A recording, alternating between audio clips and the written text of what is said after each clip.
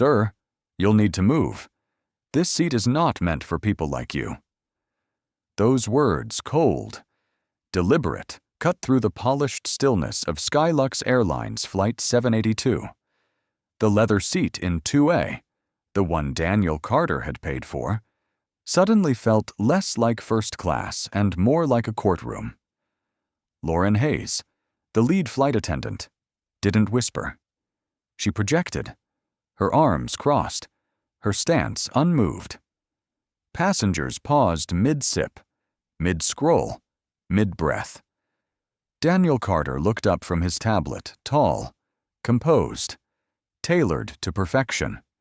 He had heard that phrase before in different forms, as a child at the public pool, as a student in luxury stores, as a founder fighting to be funded.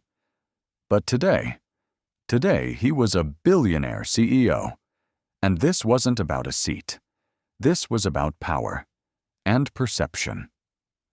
Lauren didn't know it yet, but she wasn't just talking to a passenger. She was talking to the man Skylux Airlines had spent 6 months courting for a $50 million tech contract. And she had just made the most expensive mistake in aviation history. Before diving into the story, comment where you're watching from. And don't forget to subscribe so you won't miss the latest stories. Daniel Carter didn't raise his voice. He didn't lean forward or look around for backup. Instead, he calmly set down his tablet and raised his eyes to meet Lauren Hayes' stare. His expression didn't shift, no anger, no sarcasm, just the firm, steady presence of a man who had been here before. But this time, he wouldn't be leaving quietly. "I believe this is my seat," he said, his voice calm but absolute. He pulled out his boarding pass and platinum loyalty card, placing both gently on the armrest between them. "Seat 2A. Confirmed. Paid in full." Lauren's lips thinned. She didn't even glance at the boarding pass. "This seat is reserved for Mrs. Victoria Evans," she replied curtly. "She always sits here." Passengers around them began to stir. A man in 2C lowered his newspaper. A woman across the aisle glanced up from her phone. Tension, invisible just moments earlier, now settled like humidity in the cabin air. And still, Daniel didn't blink. He had lived too long with the look Lauren gave him the quiet presumption that his presence was an error, a glitch, a misalignment between appearance and access. And he had spent a lifetime turning those looks into fuel. Brad Collins, the cabin supervisor, stepped forward. He was taller than Lauren, broader, and his posture suggested he was used to compliance. Without even acknowledging Daniel, he spoke as if giving an order to a file in a cabinet. "We'll arrange a different seat for you, sir," he said. "Somewhere more appropriate." The implication wasn't just insulting, it was deliberate. Daniel's jaw tightened. "This is my seat," he said again. "I'm not moving." Then came Victoria Evans, dripping in privilege from head to toe. She approached like royalty. Chanel dress pressed, designer bag slung over one arm like a sash of entitlement. Her voice sharp, polished, rehearsed cut across the aisle. "I always sit here," she said with a tone that assumed compliance. "Surely you understand that social position is not negotiable." Lauren nodded, as if those words were sacred text. "Sir, please don't make this difficult," she added. "Difficult?" Daniel almost laughed. He'd built a billion-dollar company from scratch. He'd once survived a funding round where a venture capitalist called him articulate for his background. He'd turned that insult into a $250 million IPO. Difficult was Daniel Carter's domain. He looked at Victoria, then at Brad, and then at Lauren. Slowly, deliberately. He leaned back into his seat. No, the word was soft, quiet. but it struck with the force of a sledgehammer. Silence bloomed in the cabin. Phones were now recording. Passengers, pretending not to eavesdrop, leaned closer. Tension curved like a drawn bow. Brad turned to Lauren and whispered, but not quietly enough. "Force him." And in that moment, Daniel saw it all for what it was, a power performance. An attempt to publicly displace a man they assumed didn't belong in their curated image of privilege. But what they didn't know, what they couldn't know, was that the man sitting in seat 2A had the power to destroy them with one call. Two security officers boarded moments later, approaching with the indifferent professionalism of men who had done this before. Daniel didn't argue. He didn't resist.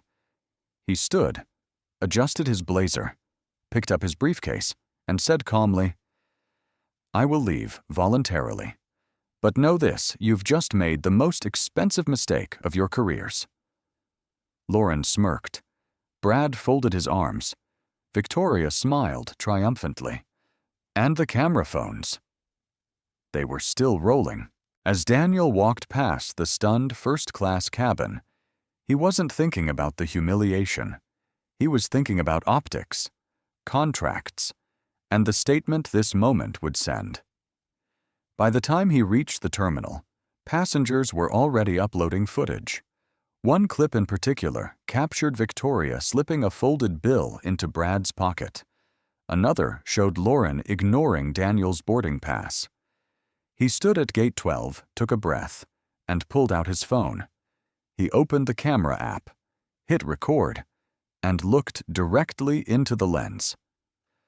"My name is Daniel Carter. I was removed from my assigned seat on Skylux Airlines despite having a paid ticket and platinum membership. I was told the seat wasn't meant for people like me. This is my official record of the event." Then, as if summoned by fate, a young woman approached. She had been seated across the aisle. She had filmed everything. "I caught it all," she said softly. "And I also caught something else." She showed him the moment of the bribe. Clear. Unmistakable. "They were paid to remove you," she whispered. Daniel looked at her. "Steady." "Please send it to me," he said, "and keep a copy." Because what Skylux Airlines didn't realize is that their judgment of a man's worth based on appearance had just been documented from 5 angles, and the man they dismissed. He wasn't just another passenger. He was the man who could bring down the whole airline in less than 10 minutes. Daniel Carter didn't waste a second. Still standing near gate 12, his voice remained calm as he made a call that would change everything. "Elise," he said as the line connected. "Activate the legal team. Prepare PR. Notify investor relations. We're moving now." On the other end of the line, Elise Thompson, his COO of 11 years, didn't hesitate. Her voice, cool and clear, responded. "Already tracking media. Videos are going viral. Legal is drafting discrimination and breach notices. I've pinged Sarah from compliance." Daniel's gaze cut through the terminal window, where Skylux Flight 782 sat idle, its fuselage glinting beneath the midday sun like nothing had happened. But something had. Skylux didn't just remove a paying black man from first class. They removed the future of their airline. "We're initiating legal review on federal discrimination laws," Elise continued. "Passenger rights violations, improper seat reassignment, breach of contractual loyalty status, and weight bribery." Daniel's voice dropped. A passenger caught it on video. "Victoria Evans bribed Brad Collins. I've seen the footage." Elise exhaled audibly. "We're going to need more than a lawsuit. We're going to need to strip them clean. Then let's start now." Daniel replied. "Schedule an emergency meeting with Skylux's executive board. I want their CEO, Richard Williams, in the room by 1:00 p.m. Elise was already typing. And investor alerts. Send a red line advisory. I want all major shareholders briefed. Call an emergency shareholder assembly, if necessary. The call ended, but the fire had only just begun. Daniel turned to the young woman who had given him the footage. Her hands were trembling as she sent the file via encrypted transfer. He thanked her with quiet gravity. "I'll make sure your voice is protected," he said. "You did something brave today." And then he walked deliberately toward Skylux's private lounge, where his advance team had already begun setting up. By now, the videos had crossed 2 million views across TikTok, YouTube Shorts, and X. One compilation featured Daniel's calm refusal, the security escort, and Victoria's bribe, all soundtracked by a rising instrumental of quiet fury. Hashtags exploded Seat 2A justice for Daniel Skylux disgrace bias boarding. A CNN breaking alert ran, Black CEO removed from first-class footage sparks airline reckoning. In the lounge, Elise had pulled up digital dashboards tracking social sentiment. "You're trending in 11 states," she said. "Influencers are reposting it. Civil rights attorneys are calling. We've also been contacted by Bloomberg and BBC." Daniel didn't flinch. He studied the graphs and timelines. Hold all interviews. Let the story mature. He looked to Sarah Mendes, Carter Tech's general counsel. She had already compiled a 12-page legal outline. "We've got them," she said. "On bias, breach, retaliation, mishandling of platinum loyalty status, and on bribery." Plus, she swiped to a report. Their employee misconduct protocols were updated 6 months ago, but not enforced. We found 4 previous complaints against Brad Collins, all dismissed internally. One involved the exact same seat, 2A. Daniel stared at the data.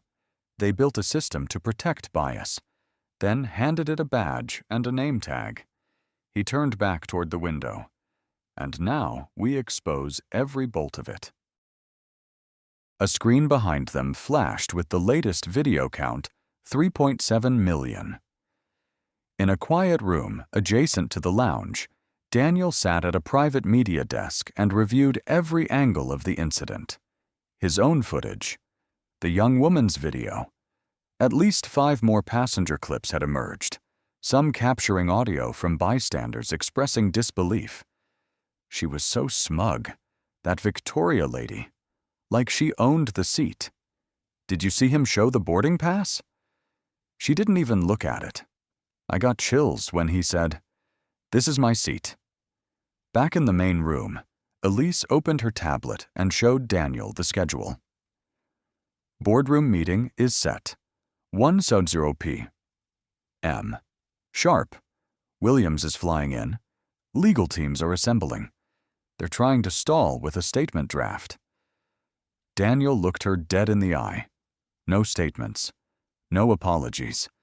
They don't get to play cleanup. They get to face consequence. Then he did something unexpected. He logged into Carter Tech's internal systems and disabled Skylux's enterprise access to his company's API for customer data analytics.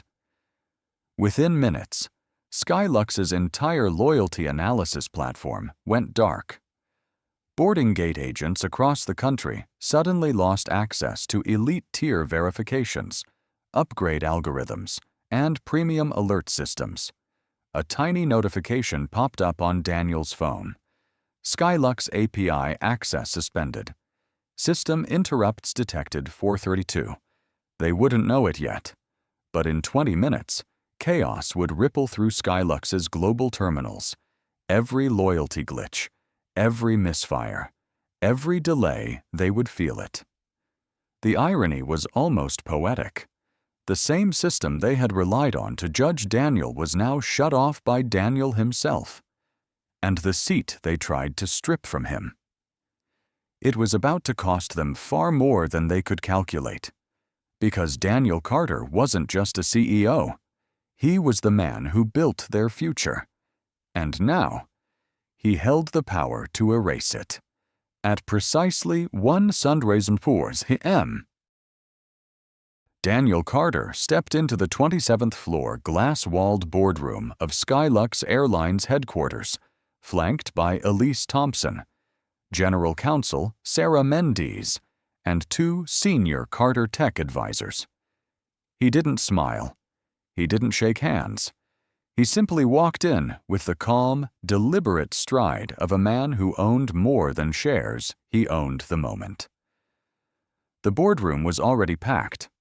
Richard Williams, Skylux's CEO, stood at the head of the long table, his suit jacket immaculate, but his face pale. Seated beside him were CFO Linda Park, CLO Benjamin Harper, and 8 visibly uneasy board members. Along the back wall, corporate legal staff, PR consultants, and a few senior department heads whispered anxiously. At the far end of the room, a large digital monitor displayed a paused video still of Daniel in seat 2A, his platinum boarding pass in hand, with Lauren Hayes standing over him, Brad Collins glaring beside her, and Victoria Evans mid-sneer. The image had become iconic. Richard stepped forward with outstretched hand. "Mr. Carter Daniel, thank you for agreeing to meet. First, allow me to extend our deepest." "I'm not here for apologies," Daniel said flatly, brushing past him. "Let's get to work." He tapped a button on the remote Elise had already placed in front of him. The screen changed.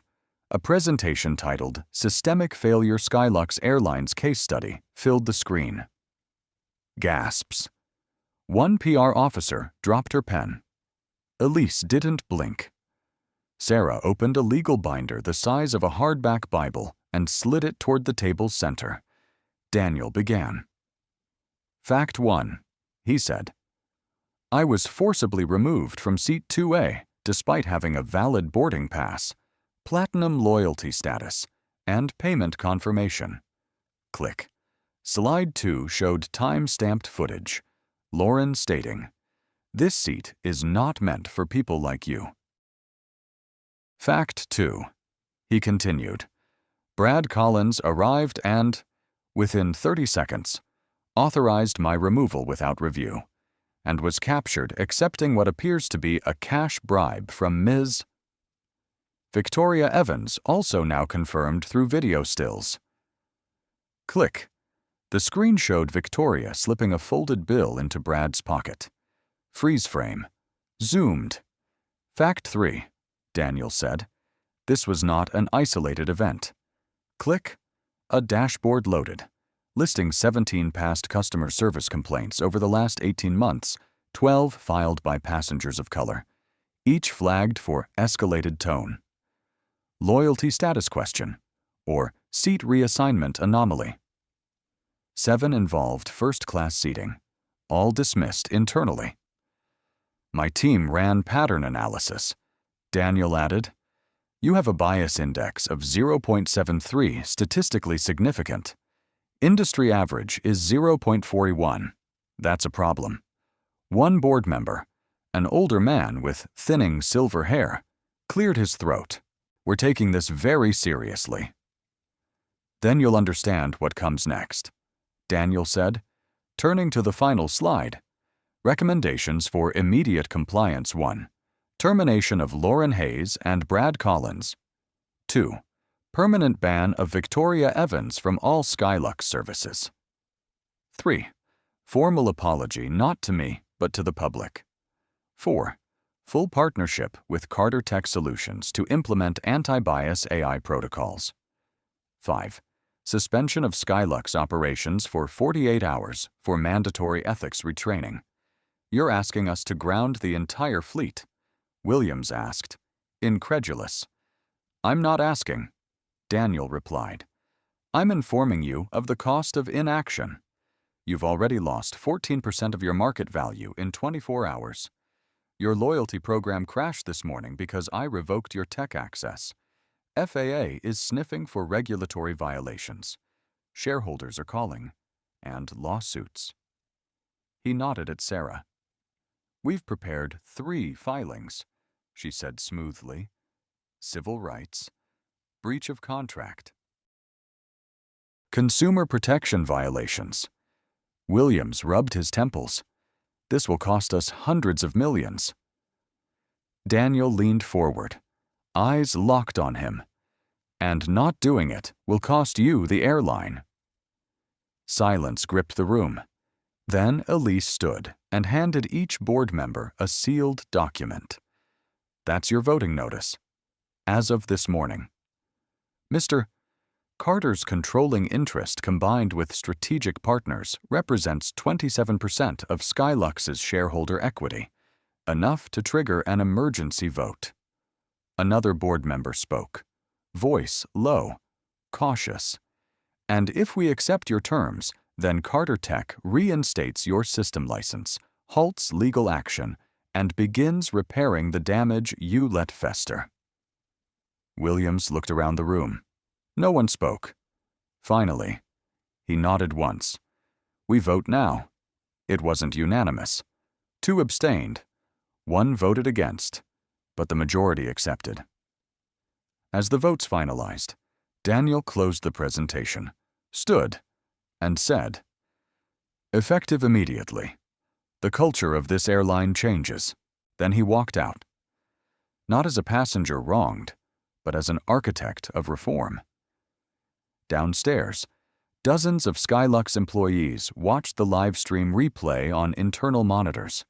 Some stood frozen, others sat silently, and one, a young Blackgate agent, whispered. He just saved this place. Daniel Carter didn't hear it. He was already preparing for what came next. By 3:45 p.m., Skylux Airlines had become the headline on every major outlet. The news wasn't about turbulence at 30,000 feet. It was about the cultural storm now descending from 27 floors above the runway. Breaking Skyrip Skylux. CEO accepts demands after viral removal of black tech mogul. CNN passenger power, Daniel Carter fires back and forward. NBC 3B CEO grounds airline crew over racial profiling Reddit. He just fired the whole crew mid-air. Daniel Carter is him. At Skylux HQ. The fallout came fast. Lauren Hayes was escorted from the building first. She tried to speak, to explain. But the cameras, internal and external, caught only the flash of her badge being surrendered. Her co-workers stood by the elevators, neither clapping nor jeering, just watching, processing. For some, the mask of immunity had finally cracked. Brad Collins followed. He didn't fight it, didn't speak. He simply handed over his tablet, his security badge, and left. Head lowered. Power evaporated. But it was Victoria Evans who sparked the next viral surge. News crews had camped outside Skylux HQ for hours, but when Victoria emerged, shielding her face with a Louis Vuitton scarf, she snapped at a reporter. I was the victim here. It took 6 seconds for Mason Kim's tweet. Victim, you bribed staff on camera to trend. The comment section wasn't kind. Inside the corporate war room. Daniel sat again with Elise and Sarah, surrounded now by policy experts, civil rights attorneys, and 2 newly added figures, a federal compliance auditor and a representative from the Department of Transportation. Elise updated the room. FAA is requesting a voluntary compliance agreement, not enforcement yet. But DOT is drafting a request for anti-bias audit logs for the last 18 months, Sarah added. And we've preemptively filed civil complaints against all 3 individuals involved. DOJ's Civil Rights Division has formally opened an investigation. Daniel nodded once, then turned to the Skylux HR director. We don't wait for pressure. We act like we deserve to lead this change. Begin a full equity audit of all customer service procedures and bring in the union reps. Every employee gets retrained or reassigned. In another room, Skylux's internal equity team was being formed. Its members were diverse race, gender, rank, background. Daniel made sure of it. There were flight attendants, check-in clerks, mechanics, call center staff people who had seen bias up close but had never before had the protection to speak on it. Their new title, Passenger Equity Compliance Council. Their new power investigative authority, reporting protections, and access to Carter Tech's AI-integrated analytics system that would flag behavioral bias in customer interactions. A cultural wall was collapsing. At 5:00 p.m., Daniel addressed the company for the first time via global employee livestream. He didn't appear in a suit. He wore a charcoal long-sleeve polo, sleeves rolled.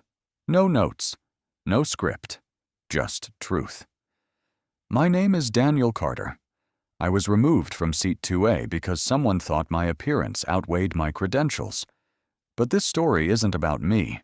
It's about the silence that allowed it to happen and the system that looked the other way for too long. He paused. Skylux is grounded for 48 hours, not because of weather, but because we need to reset our moral compass. We're not here to punish individuals. We're here to transform a culture. The comments flooded the screen. Respect. Finally. About damn time. On Reddit, TikTok, and X, formerly Twitter. Clips of the live stream were reshared with captions like, "When the seat becomes the stage. This is how you lead change with receipts and resolve." That night, Daniel walked the halls of Skylux HQ like a quiet shadow, not seeking praise, just checking the pulse of a company in surgery. He passed a janitor who stopped mid-mop, straightened up, and said, "You didn't just stand up for yourself. You stood up for every worker who's ever been made to feel invisible." Daniel nodded. "We're all visible now." Back in his temporary office, Daniel reviewed a growing list of reforms being deployed under the Carter Protocol. First-class seat reassignment logs, now fully audited and time-stamped. Incident camera footage, policy mandatory retention. Passenger access enabled within 48 hours. Bias escalation tracking system. BETS flags. Suspicious patterns in staff behavior across airports. Passenger rights cards distributed to every boarding guest with QR code links to report misconduct anonymously. And then came the first real test.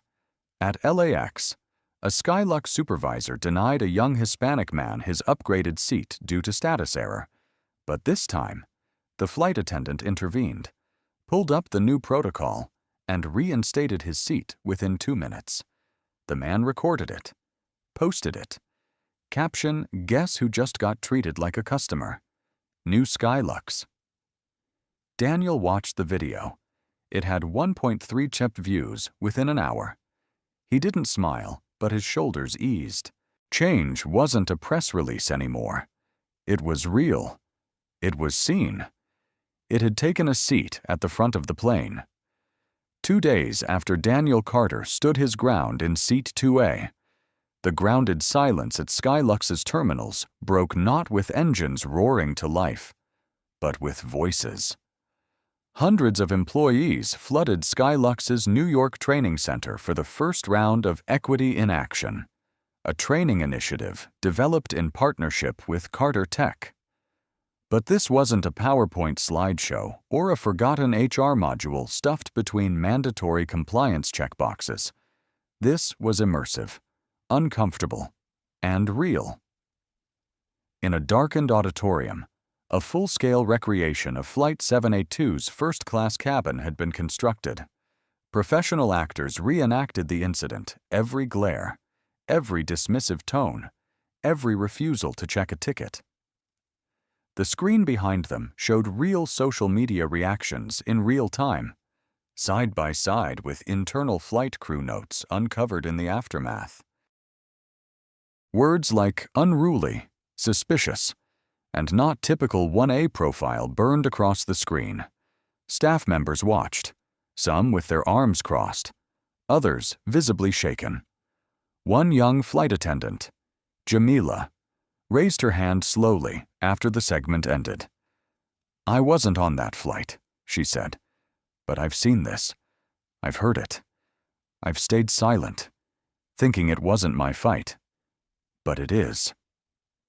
Daniel stepped forward from the side of the room.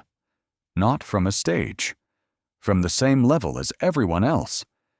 His voice didn't rise. It didn't need to. "Silence," he said, "is never neutral. It's permission." Behind him, the equity assurance team took the floor. They introduced Skylux's newest mechanism for change. Passenger equity tracking. Every guest complaint from here on out would be routed through Carter Tech's AI system not to identify false reports, but to flag invisible patterns, the ones no one talks about, the ones that form the roots of discrimination. Supervisors could no longer override complaints without a written justification. Any staff member who witnessed bias and did not intervene could now be questioned under the new duty to dignity clause. Someone from the back stood up, an older man in a captain's uniform, eyes weary. "Does this mean I can't use my judgment anymore? That every action gets dissected by a machine?" "No," Daniel said. "It means your judgment must now match the values we put on paper. You won't be punished for mistakes. You'll be held accountable for patterns." By 11:00 am. The first internal resistance had started to buckle, not from threats, but from exposure. During a workshop titled "Through Their Eyes," employees wore VR headsets programmed with body cam perspectives from passengers of color who had been denied service, questioned, delayed, or downgraded across years of Skylux data. Every glitch, every excuse, every microaggression captured and replayed in 360. An older gate agent from Chicago removed her headset halfway through and covered her mouth. "I thought I was being polite," she whispered. "You were," Daniel replied. "But politeness doesn't fix prejudice if it hides it." Meanwhile, news of the training leaked to the press, but this time, Skylux didn't hide it. They welcomed the cameras. Elise Thompson gave a brief on-record statement. "This is not performative. This is structural. We're not fixing a PR nightmare. We're facing a human one and rebuilding from there, across terminals in San Francisco, Dallas, Miami, and Seattle." Passengers began noticing something else. The tone had changed. A black couple in JFK was greeted by name and directed to the priority line. A Muslim family in LAX had a seating issue resolved without delay or doubt. An elderly Hispanic woman boarding in Houston was offered assistance without the usual skepticism. The public began noticing. So did the market. Did the Skylux stock, which had plunged 17%, began climbing slowly, then steadily. Financial blogs described the recovery not as a bounce but a belief. At the same time, however, a quieter conversation was happening in private. A group of junior employees asked to speak with Daniel off the record. "We're scared." One said, "Not of the training, but of failing, of saying the wrong thing, of trying to do better and still being punished." Daniel nodded. "Then we need to build in grace.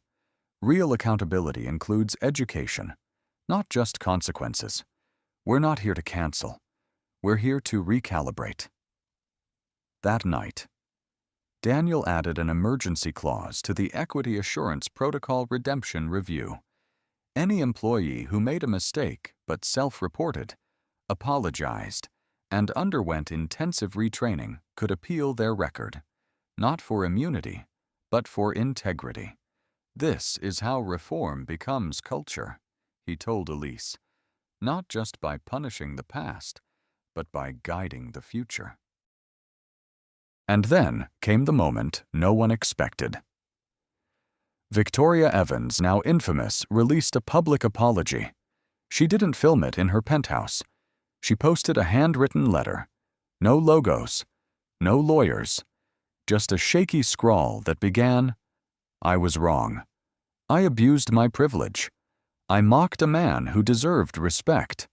And I see now that silence isn't neutrality, it's complicity. Some called it fake. Some said it was fear. But for Daniel, it was one more crack in a wall that had stood too long. He didn't forgive Victoria publicly. He didn't have to. He forgave himself for ever thinking dignity had to be earned from anyone else.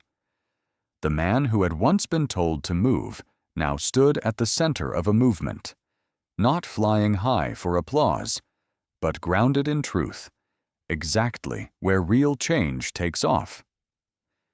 Daniel Carter's reforms were making waves, but inside Skylux, not everyone welcomed the tide. In the newly remodeled Skylux headquarters, sleek, sustainable, and now dotted with Carter Tech's biometric kiosks, an internal storm was brewing. A confidential Slack channel called Legacy Class had begun circulating messages between longtime employees who felt the shift in power was more threatening than empowering. This is overreach. One anonymous comment read, "They're trying to make us feel guilty for doing our jobs," wrote another. A third chimed in, "Let's see if Carter still cares when profits drop." But they were wrong. Profits were rising. So were trust scores. But not everyone measures change in numbers. Some measure it in loss of control. At 7:52 a.m., a coded alert hit the Skylux legal inbox. A whistleblower from within the Legacy Class group had leaked screenshots, racist memes, passive-aggressive remarks targeting the Carter Tech integration, dismissive comments about the equity board, and one damning quote. If he hadn't been black, he would have been forgotten already. The timestamp 6:41 p.m. The author, Brad Collins, yes, that Brad Collins, terminated, removed, publicly shamed. And yet, here he was, still participating in a private group chat with active employees, still influencing culture from the shadows. Daniel received the packet within 30 minutes. His hands didn't tremble. His voice didn't rise. But his silence spoke volumes. "Elise," he said, "it's time for internal diagnostics. Full trace. I want to know who's protecting this rot." She nodded. "Already decrypting IP logs. We'll match usernames to real IDs. Meanwhile, in a cabin 36,000 feet in the air, a new confrontation was unfolding. On Flight 489 from Atlanta to Los Angeles, a young black man in business class Marcus Lane, a civil rights attorney from Memphis, requested sparkling water. The attendant, visibly tense, snapped. "That's for first class only." A nearby passenger, a white man in casual slacks, requested the same and received it immediately. No questions asked. Marcus didn't say a word. He simply opened the Skylux app and tapped Report Bias, a new feature thanks to Daniel Carter. The report hit Skylux HQ in real time. It was automatically flagged as a priority due to the AI's language detection from the crew notes and audio logs. Within 10 minutes, a supervisor at Skylux's command center pinged the pilot with one sentence. Passenger lane's rights may have been violated. Escalation protocol in effect. By the time the plane landed, the crew had been notified they were under review. The offending flight attendant, Sandra Greer, was immediately removed from rotation pending bias re-education. This was not a witch hunt. It was a warning. Across Skylux's terminals, small reminders were posted. Bias is not always loud, but it's always heard. That evening, Daniel held a private listening circle in the same conference room where the board once debated whether to fire a single attendant or risk the brand.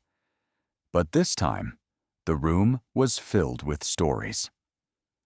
A senior gate agent recalled how, 10 years earlier, she'd watched a black woman be denied a lounge upgrade because she looked like she used someone else's card.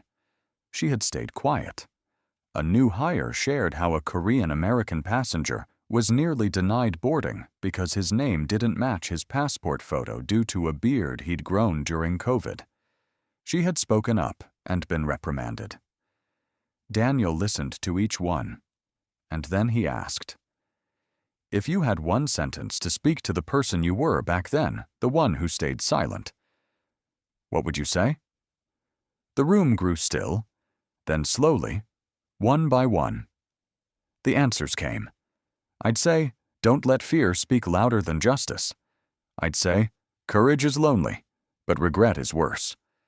I'd say, "Next time, stand up, even if you stand alone." Daniel didn't write anything down. He didn't need to. Their words were no longer whispers. They were echoes reshaping culture.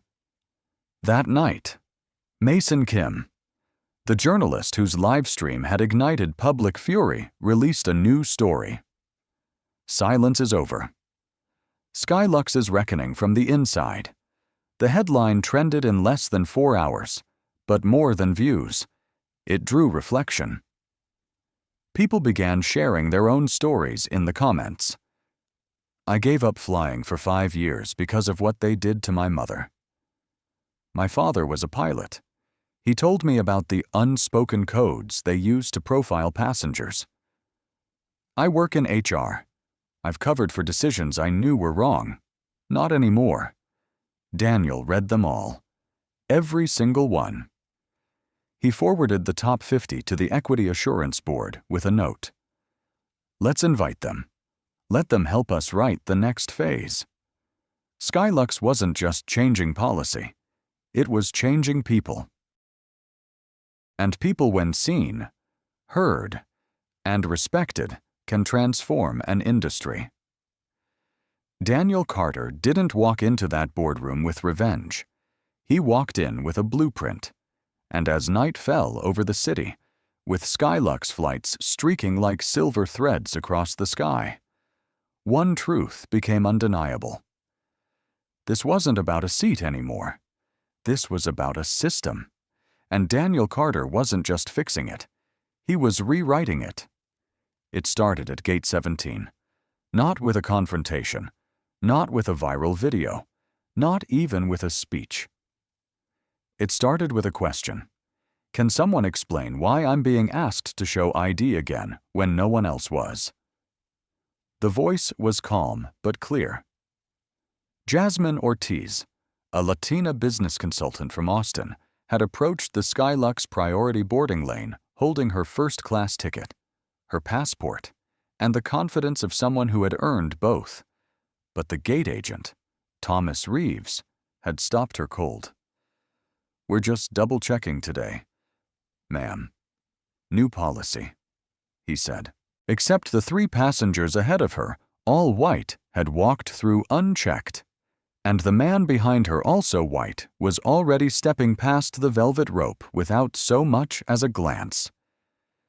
Jasmine held her ground. "Then let's see the written version of that policy." Thomas stammered. "It's not published yet, but I'm just following bias." Jasmine finished for him. She didn't raise her voice. She raised her phone. Just one tap on the Equity Assurance app, live linked to Carter Tech's transparency portal, and the incident was recorded. Facial scans, timestamps, location data, internal audio. Within 5 seconds, the AI flagged the action as a likely incident of racial profiling. Gate 17's camera blinked red, and 40 feet above, in Skylux's Network Operations Command Center. The alert pinged at Priority Level 1. A compliance officer named Devin Shu paused mid-sandwich and stared at his screen. He tapped to verify the gate agent's action log. One override. No system error. No protocol match. Just one manual request for ID. Targeted. Devin activated escalation. The gate manager arrived within minutes. Jasmine was offered an apology, weak and unsure, but she didn't move. Not until she was handed an incident ID, a supervisor's contact card, and an on-the-record statement that her report would be reviewed. Passengers were watching. A few clapped, and one of them live-streamed the entire thing. By noon, Gate 17 bias was trending in the U.S. by 3 Sauksurftorpif Etchem. Mason Kim was on it again. His article, different faces, same gate, chronicled over a dozen similar incidents uploaded to the Equity Assurance platform in the last 3 weeks. Each time, the system worked. And yet, each time, the behavior repeated. The question surfaced in Skylux's internal meeting that night. Why are the protocols catching the harm, but not preventing it? Daniel Carter had already anticipated it. He stood before a room of executives, his sleeves rolled up. No PowerPoint behind him, just a whiteboard. There's a difference between detecting bias and dismantling it, he said. Then he drew 2 boxes, one labeled System, the other Belief. The app catches the action, he said, but culture is what causes it. You can fix a glitch. You can't code away prejudice. He turned to the room. So let's train for the invisible. He outlined the next phase of equity wave bias, anticipation protocols BAPs. Using anonymized data from 15,000 reported incidents, Carter Tech's AI would now predict where bias was likely to surface by time, gate location, route, even staff fatigue levels. Patterned profiling wouldn't just be responded to, it would be preempted. Gate agents wouldn't just be monitored. They'd be shadowed by algorithms designed to intervene before the damage was done. Silence fell over the room. Then applause broke. A VP from HR, long skeptical, finally spoke. This is what real reform looks like. Meanwhile, Jasmine Ortiz received a call from Elise Thompson. Ms. Ortiz, thank you. What you did today. You didn't just stand up for yourself. You stress-tested the system, Jasmine responded. I just didn't want the next person to feel alone. You won't be, Elise promised. The next morning. Jasmine's photo appeared in a Skylux email blast titled, "Every Seat Has a Story." Her face not a token, but a symbol. The caption read, "Every traveler deserves dignity not by exception, but by default." Gate 17 was reassigned. The agent, Thomas Reeves, was placed on administrative leave and scheduled for advanced empathy training. But more importantly, Gate 17 became a proving ground.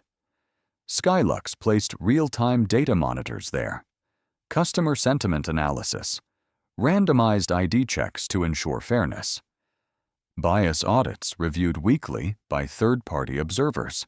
The message was clear. Every gate now has a mirror, across the network.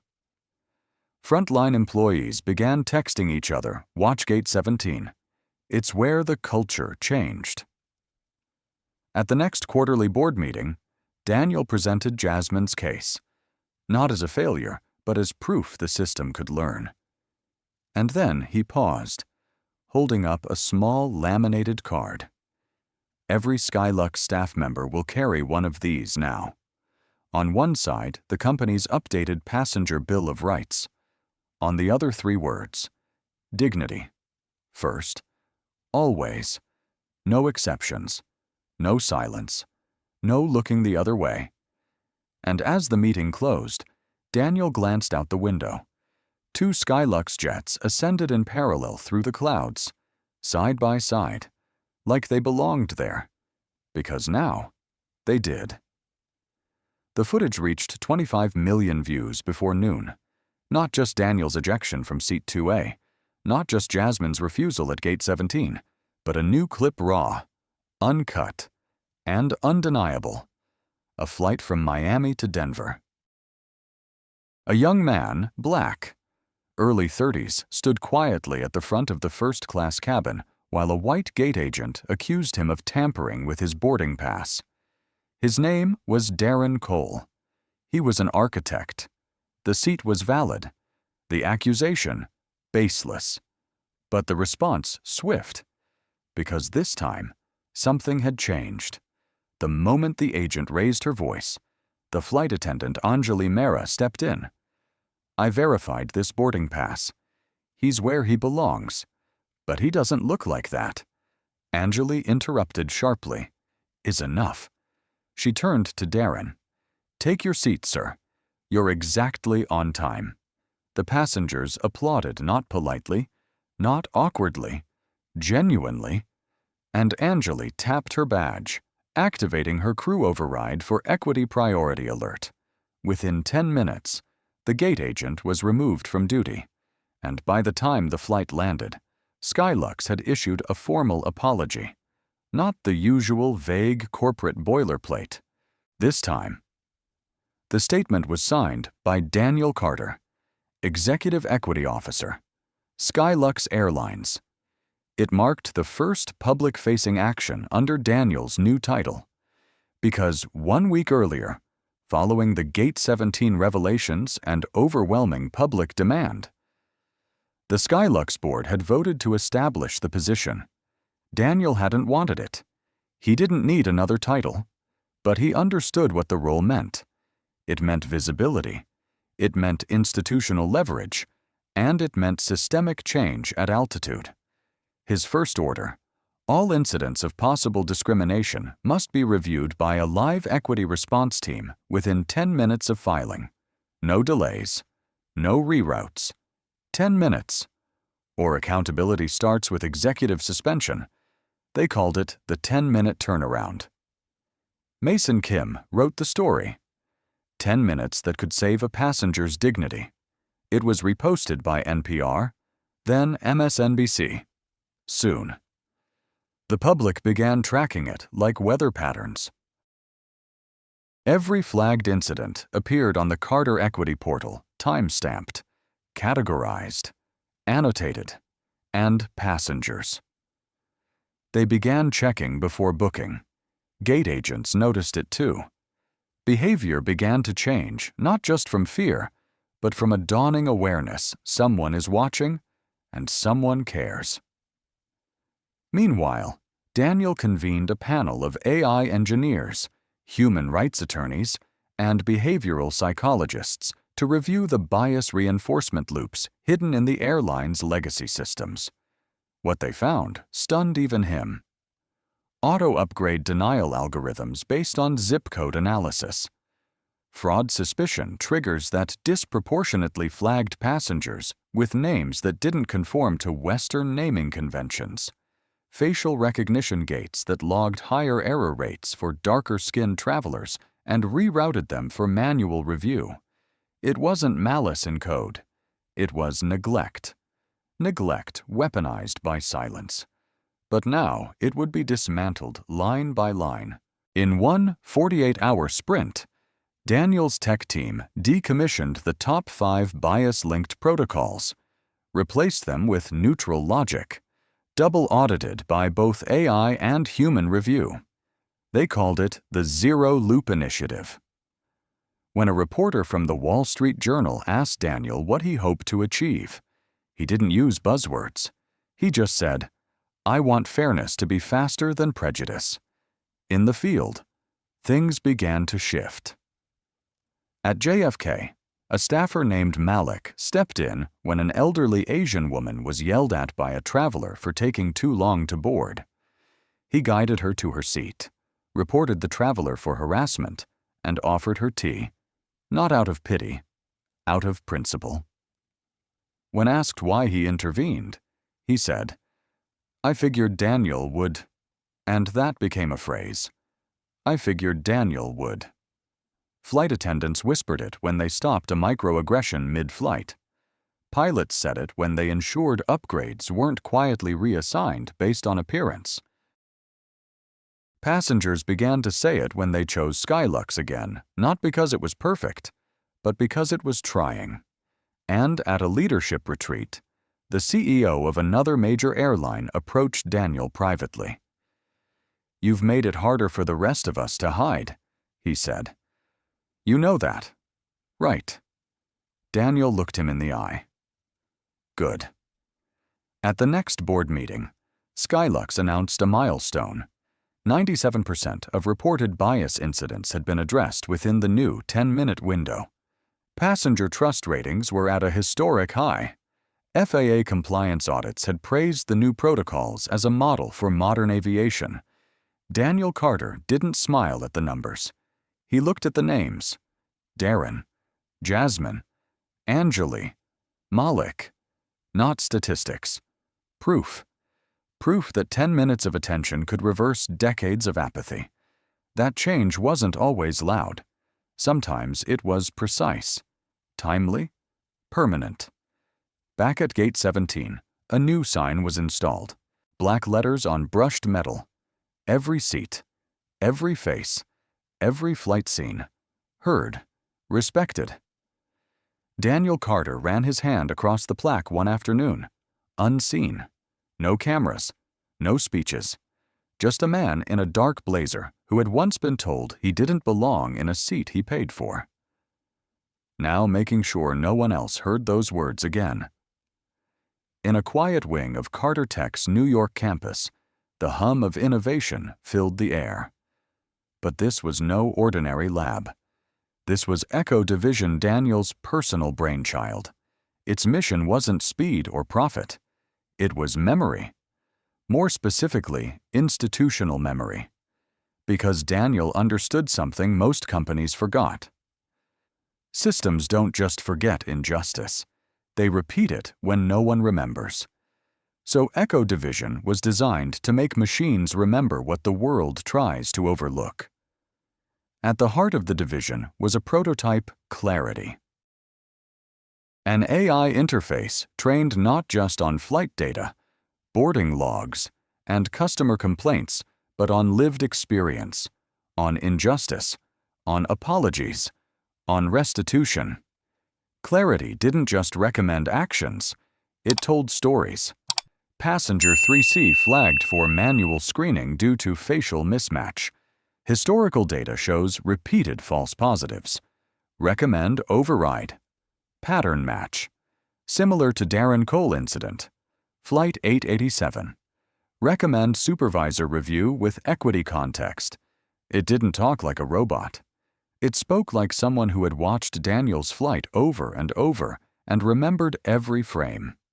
Its developers had fed it footage of bias incidents, public reactions, reform outcomes. They called it trauma-informed code. And Clarity could do something the airline industry had never seen before. Predict who would be harmed next, not through profiling, but through pattern disruption. It flagged supervisors likely to repeat cover-ups based on historic deflection behaviors. It scanned airport intercoms in real time for escalation language tone, urgency, microaggression phrasing. It didn't just read data, it read the tone behind the policy. At first, Skylux's legal team resisted it. They feared lawsuits. But Daniel explained. That's the point. Clarity wasn't built to protect the company from liability. It was built to protect the passenger from the company. And that made all the difference. 1 week into its pilot phase, Clarity caught something no one else noticed. A string of unexplained seat reassignments at O'Hare. Different flights. Different staff. Same outcome. Passengers with African, Arab, and Southeast Asian names booked premium economy and were silently reassigned during gate check. No official reason given. No compensation offered. Clarity flagged the terminal. A live monitor lit up in the ethics review room at Skylux HQ. 4 seconds later, the alert reached Daniel's private phone. He forwarded it directly to HR and corporate legal. By morning, the internal review had begun. By noon, 2 gate agents were removed. By midnight, those same passengers received apology calls recorded and overseen by the newly formed Equity Assurance Committee. Clarity had done more than spot a pattern. It had stopped a cycle. And for Daniel, that wasn't just a technological milestone. It was personal. Because Clarity wasn't just code. It was memory of every seat Daniel had been told not to sit in. Every time someone said, "People like you." Every moment that had built him and burned him. Daniel stood in the control room late one night, alone. He watched Clarity's live interface blink softly. A new notification pulsed in amber. Terminal D, boarding adjustment alert, flagged phrase. Doesn't look like an elite flyer.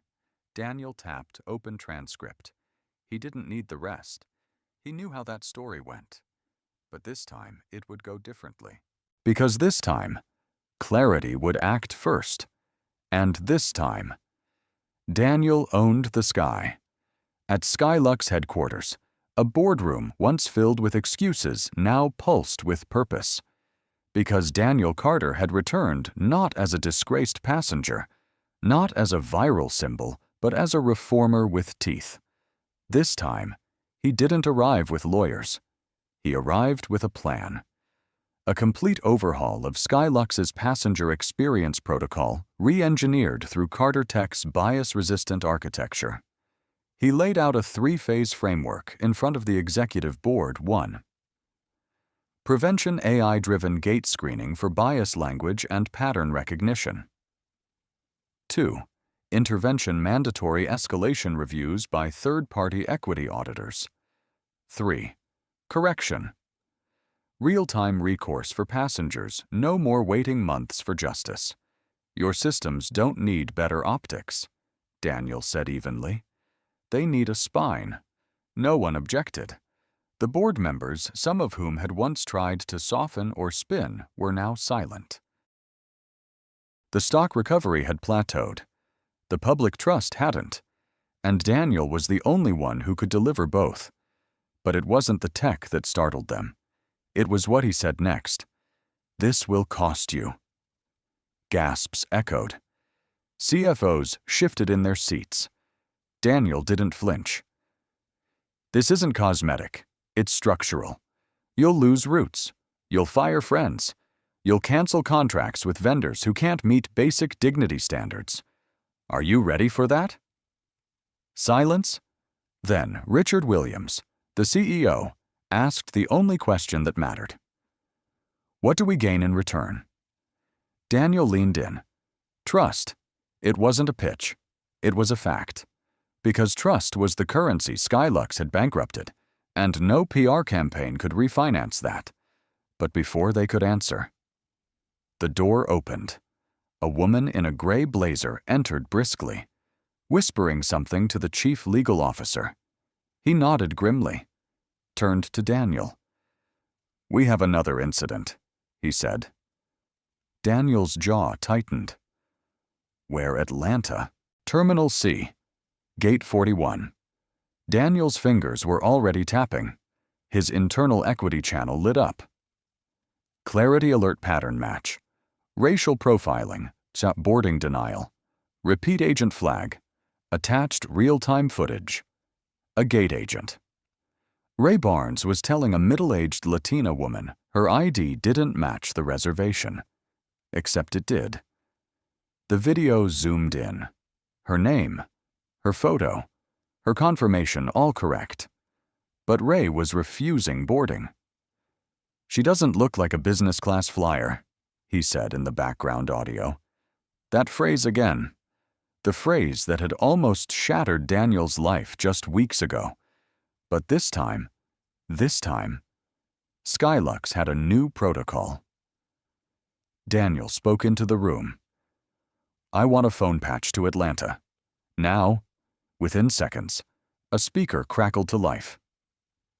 "Gate 41. This is Ray. This is Daniel Carter, CEO of Carter Tech. You're being recorded under the Equity Wave protocol. You have 5 seconds to allow that woman to board her paid seat, or you're done." Silence. Then, yes. "Sir." The speaker clicked off. Daniel looked up. "That's how we protect trust," he said. The board nodded, some solemn, some stunned. Then Richard Williams stood. "Implement the plan," he said. "Effective immediately." And just like that, Skylux wasn't just reacting to a crisis anymore. It was redefining itself. Across terminals, briefings updated. Across lounges, digital displays shifted. Across social media, passengers started noticing. Policies didn't just say equity, they meant it. And Daniel. He didn't celebrate. He just exhaled, quietly, like a man who had finally landed somewhere safer. But he knew the turbulence wasn't over. Not yet. Because while one terminal had changed, there were still hundreds more across the world, and not all of them were ready for what was coming. Ray Barnes thought the call was fake. No way that voice on the intercom was real. No way the man he just profiled from 1,000 miles away had the power to speak directly into his headset. But it was real, and it was public. Passengers had already started posting clips. Gate agent shut down by CEO in real time. Latina passenger nearly denied boarding. Until this happened. And that's when the dominoes began to fall. The incident at Gate 41 in Atlanta became the litmus test for everything Skylux claimed it was becoming. HR was on site before the flight departed. A regional director rerouted from a meeting in Houston just to handle it personally. And Ray Barnes. He was placed on immediate administrative leave with footage of his past 6 months of interactions queued for review by the newly formed Equity Oversight Task Force. Daniel Carter watched the fallout from his office, but didn't smile. He didn't believe in punishment for spectacle. He believed in pressure for change. And something deeper was unraveling. 3 more incidents. All flagged by the Equity Wave system within 48 hours of activation. All involving the same pattern: passengers of color being questioned, denied, or delayed without valid cause. And in 2 of those cases, the gate agents had manually overridden digital seat assignments, just like what had happened to him in Seat 2A. Daniel called Elise Thompson and Sarah Mendiz into a private strategy meeting. "We're not just dealing with a broken policy," he said. "We're dealing with a culture that teaches people to justify bias as efficiency." Elise nodded grimly. Sarah tapped her screen. "We've got internal memos. Language like visually confirm business class readiness and screen for passenger appearance mismatches." Daniel exhaled. They wrote discrimination into procedure, but it wasn't just Skylux. Carter Tech's client logs revealed 5 other airlines using the same phrasing buried in third-party contractor documents. This wasn't a leak. It was a pipeline. Daniel stood up slowly. "If we only clean up Skylux, we've failed." He knew what came next. It wasn't safe. It wasn't easy. But it was necessary. "Draft the expansion protocol," he said. "We go public." Later that day, Skylux's corporate Twitter X account issued a seismic announcement. Effective immediately, Equity Wave is now open source. Any airline may implement our anti-bias compliance tools at 0 licensing cost. Our skies must reflect our shared dignity, not outdated assumptions. The internet broke. Major carriers scrambled. Civil rights leaders applauded. Media outlets called it the most aggressive act of ethical leadership ever issued by a private sector tech CEO. Daniel stayed off camera. He let the work speak for itself. But inside Skylux headquarters, not everyone was clapping. Brad Collins, former cabin supervisor, had filed an internal complaint, claiming unlawful termination without due process. Victoria Evans. Her attorney issued a cease and desist, claiming emotional damages due to social media harassment, and Lauren Hayes. She posted a now-deleted video online. "I was just doing my job. No one trained us for this. I didn't know he was important." The public's response: "You didn't need to know who he was. You just needed to treat him like a person." Daniel didn't gloat. Instead, he asked Elise to organize a second wave of training this time, not for current staff, but for terminated employees who requested redemption through accountability. "We don't cancel," he said. "We confront." And that philosophy paid off sooner than expected. A week later, Ray Barnes, the same gate agent from Atlanta, sent a formal request to attend the Equity Reinstatement Program. Attached was a letter: "Mr. Carter, I messed up. I didn't just mishandle a situation, I mirrored something I'd been taught. I want to unlearn that. Please let me try." Daniel read it twice, then said 3 words: "Put him on." Meanwhile, the Equity Wave protocol passed 100,000 global installations. Government agencies began requesting consulting, and at Skylux, flight attendants started sharing something Daniel never expected passengers were thanking them. For small things. For not making them prove they belonged. For not checking their ID 5 times when they looked different. For treating them like people. And that more than any stock recovery meant they were finally lifting off in the right direction. It was an anonymous email. No subject line. No signature. Just a zip file and 1 sentence.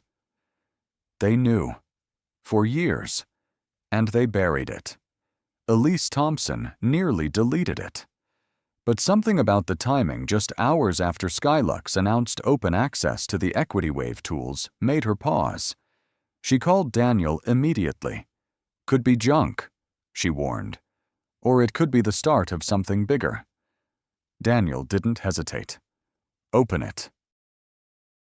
Inside were 34 PDF files, internal Skylux documents, some scanned, some digital, some flagged as confidential.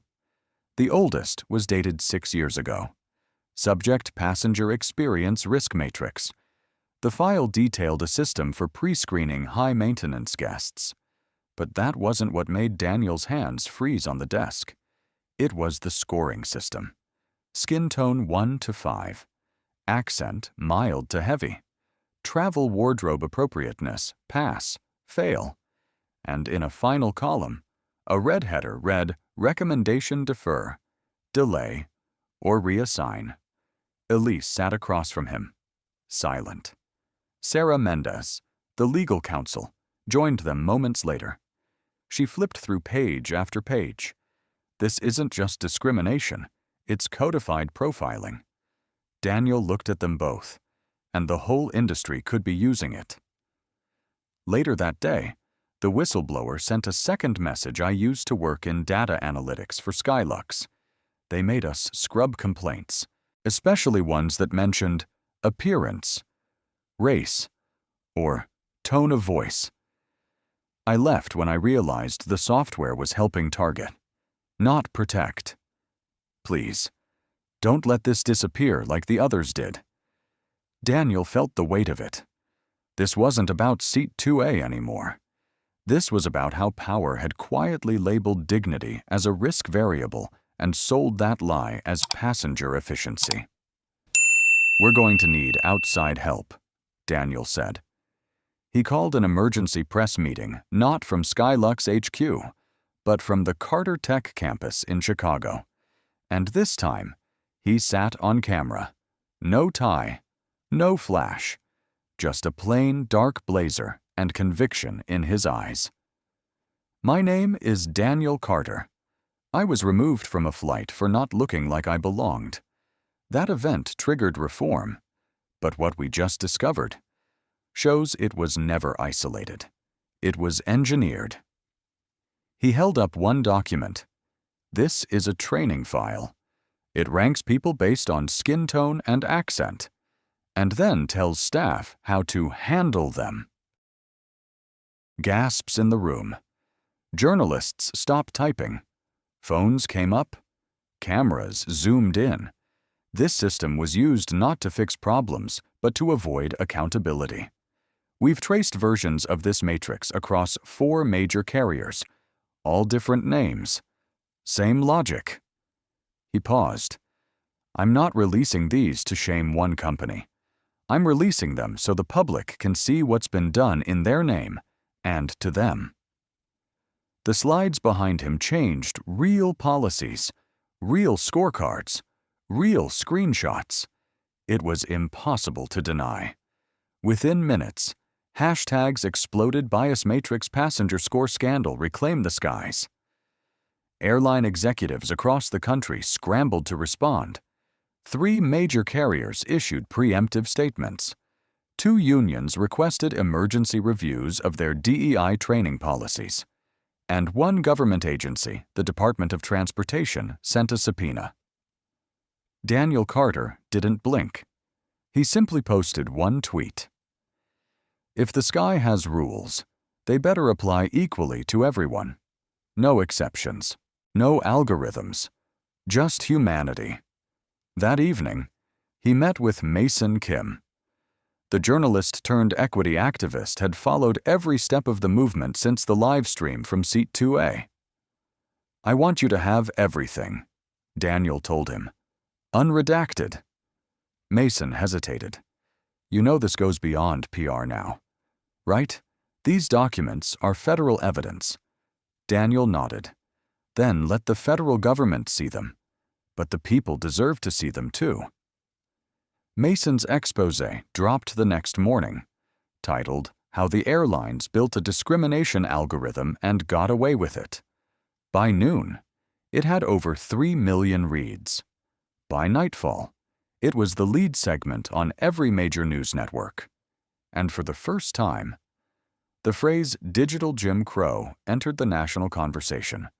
Meanwhile, inside Skylux HQ, Elise was inundated with interview requests. CNN, BBC, Bloomberg. But Daniel gave her one clear instruction. Don't talk about what we're doing. Talk about why we're doing it. And so she did.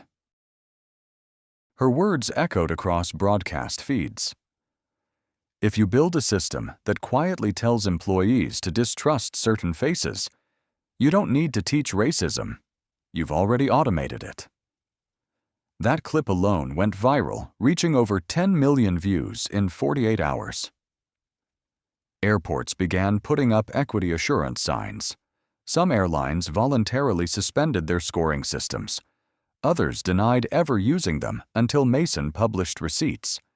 And through it all, Daniel Carter remained focused on one question. How do we make sure the skies stay safe, not just from turbulence, but from bias?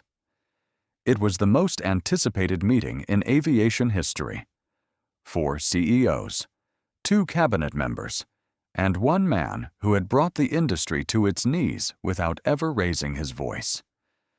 Daniel Carter stood outside the conference hall at the Federal Aviation Policy Institute in Washington. Diu Chus, flanked by Elise Thompson and Sarah Mendes. He looked every bit the calm architect of change. Inside, the mood was different. Tense, cornered, political. The press had already dubbed it the Skies Accountability Summit. Each airline present had issued vague apologies. Each claimed they took the reports seriously. None of them expected what Daniel would bring to the table. At 9:00 sharp, He walked into the grand hall. The walls were paneled in glass and cherry wood, the ceiling high like a cathedral. It wasn't lost on Daniel how much power had always been about height looking down instead of eye to eye. But today, the stage was flat, equal ground. The FAA chair, a woman named Regina Alvarez, opened the session. "We're here to discuss systemic integrity in passenger treatment," she began. "Recent revelations have ignited public outrage. We now need transparent solutions." She turned to Daniel. "Mr. Carter, you have the floor." He stood. "Thank you. Chairwoman Alvarez, what happened to me isn't just a singular story. It's the story of algorithms turned against fairness, of silence rewarded over courage." He pulled a drive from his pocket and placed it on the table. This contains 214 whistleblower reports across 6 major carriers. Some are over 5 years old. Most were dismissed without investigation. Many were purged completely. Gasps rippled. The CEO of Crestair leaned forward. "We've never seen those." Daniel looked him in the eye. "No, you paid people to make sure you wouldn't." A hush. Regina Alvarez motioned for calm. "Let him continue." Daniel clicked his remote. The screen behind him lit up with slides, charts, emails, internal notes. One message, dated February 12, 2022, from a training director at Altitude Air read, "If you see someone who looks like trouble, just follow the matrix. We don't want influencers filming drama." Daniel let that hang. "Looks like trouble," he repeated. "You know what that means. We all do." The United Airlines representative shifted uncomfortably. "Mr. Carter, with respect, not all of us supported those policies." "You didn't oppose them either," Daniel replied evenly. "And that's the problem." Sarah Mendez stepped in. "Let's be clear, the airlines didn't accidentally create bias. They engineered it. They scaled it. They sold it to shareholders as efficiency." Regina turned to the gathered CEOs. "Is anyone here willing to deny this evidence?" Silence. Daniel turned to the screen again. "This isn't about cancel culture. It's about culture. Period. And the culture of the skies has been to tolerate injustice until it becomes inconvenient." He paused. "But here's the thing. I don't want your job. I don't want your resignation. I want your reform." He laid out his proposal. The Carter Accord. A binding inter-airline agreement with 5 core mandates. 1. Abolishment of all non-transparent passenger scoring algorithms. 2. Creation of an independent passenger equity council with investigative authority. 3. Mandatory anti-bias simulation training for all customer-facing staff. 4. Annual publication of discrimination transparency reports audited by a third party. 5. Zero retaliation clause for whistleblowers, embedded into HR policy and enforced by law. Delta's CEO shook his head. "That's not feasible. Too expensive." Daniel didn't flinch. "You want to talk about expensive, try a 38% market cap loss. Try global boycotts. Try federal lawsuits with digital evidence." He turned to the press seated in the back of the room, cameras rolling. Every airline here spent years perfecting optics. But now the optics have turned on you. And it's not about how your brand looks anymore. It's about how it acts. The room was frozen. Then, slowly, Regina Alvarez spoke.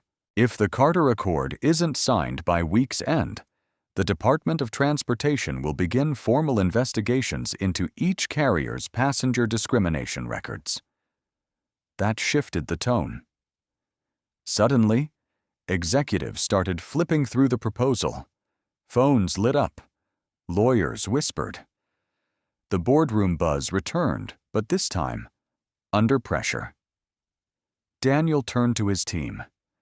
"They won't sign today," he said, "but they'll sign by Friday."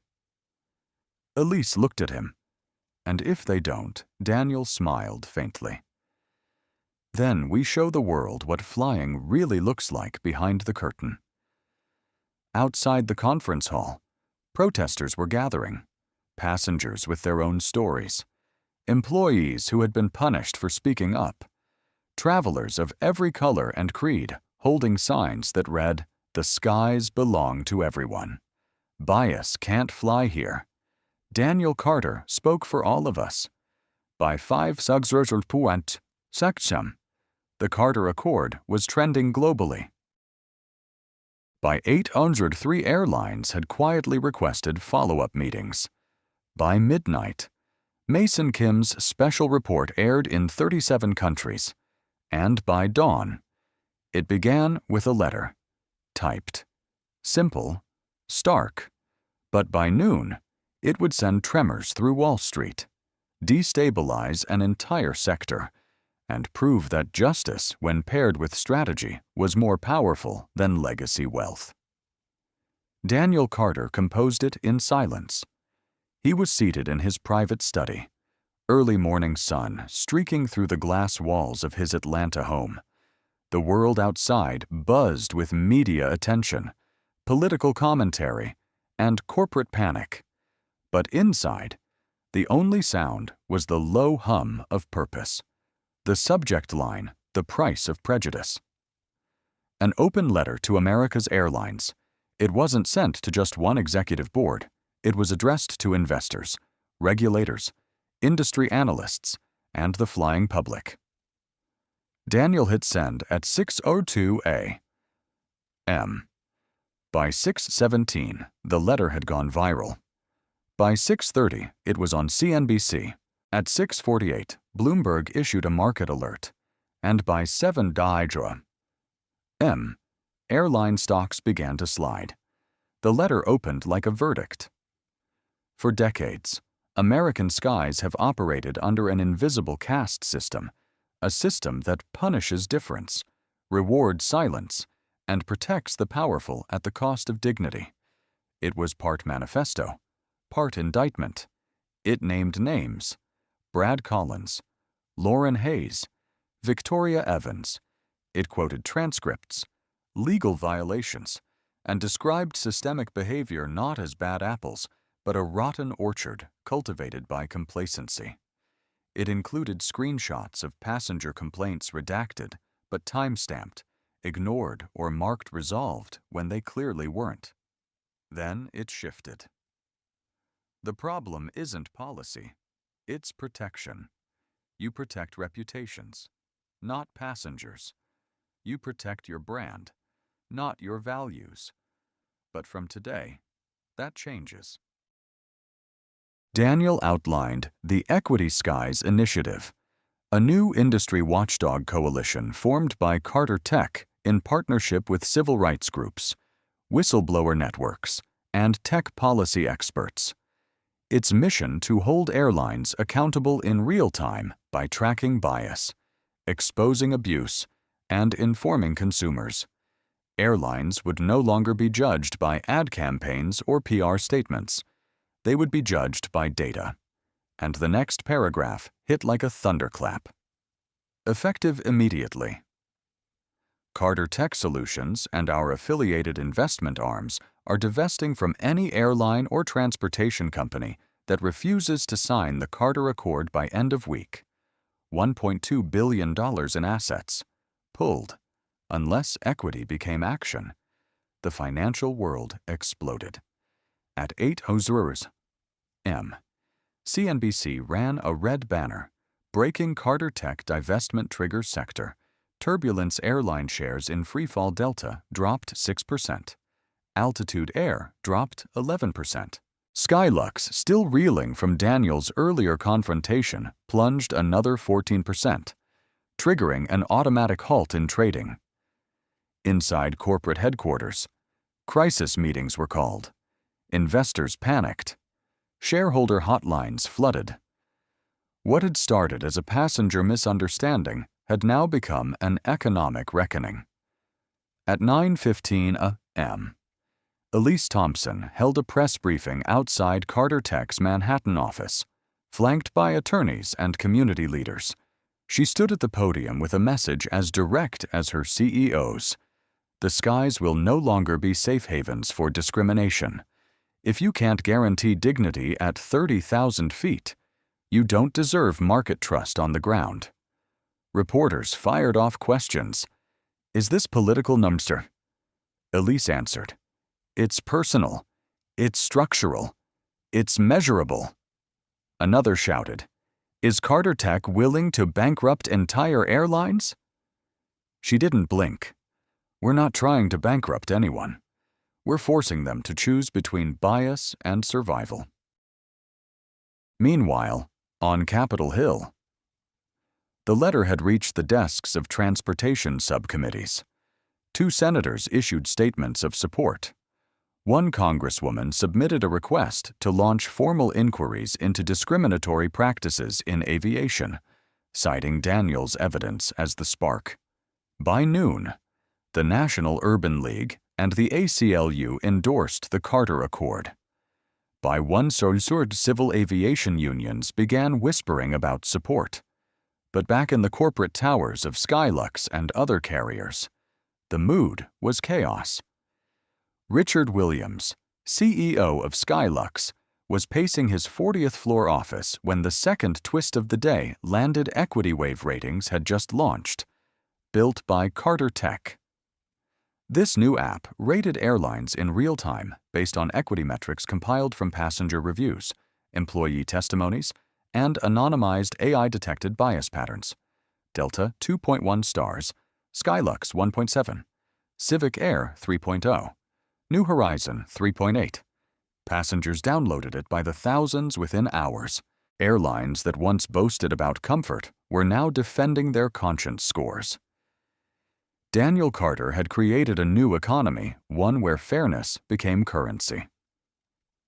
That evening, in a quiet moment before sunset, Daniel stood by the window overlooking downtown Atlanta.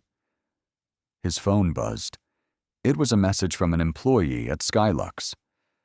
I just wanted you to know. I was one of the people too scared to speak up, but I see now what's possible. Thank you for fighting back. He stared at the message for a long time. Then he typed back. It's not about fighting back. It's about pushing forward together. He turned from the window. Outside, jets carved silent lines through the sky. But beneath those lines, something else was moving. A shift in altitude, not of planes, but of purpose. And the man once told to move seats had just moved an entire industry's foundation. By the time Wall Street opened the following morning, Daniel Carter's letter had transformed from a viral story into a legislative spark. But what happened next wasn't driven by a headline. It was driven by a passenger. Her name was Elena Santiago, a 61-year-old retired schoolteacher from San Antonio, Texas. She'd been watching Daniel's story unfold on her daughter's iPad, eyes fixed, hand clutched to her chest as the footage played. What caught her wasn't just the injustice, it was the calm in his voice, the silence before the storm.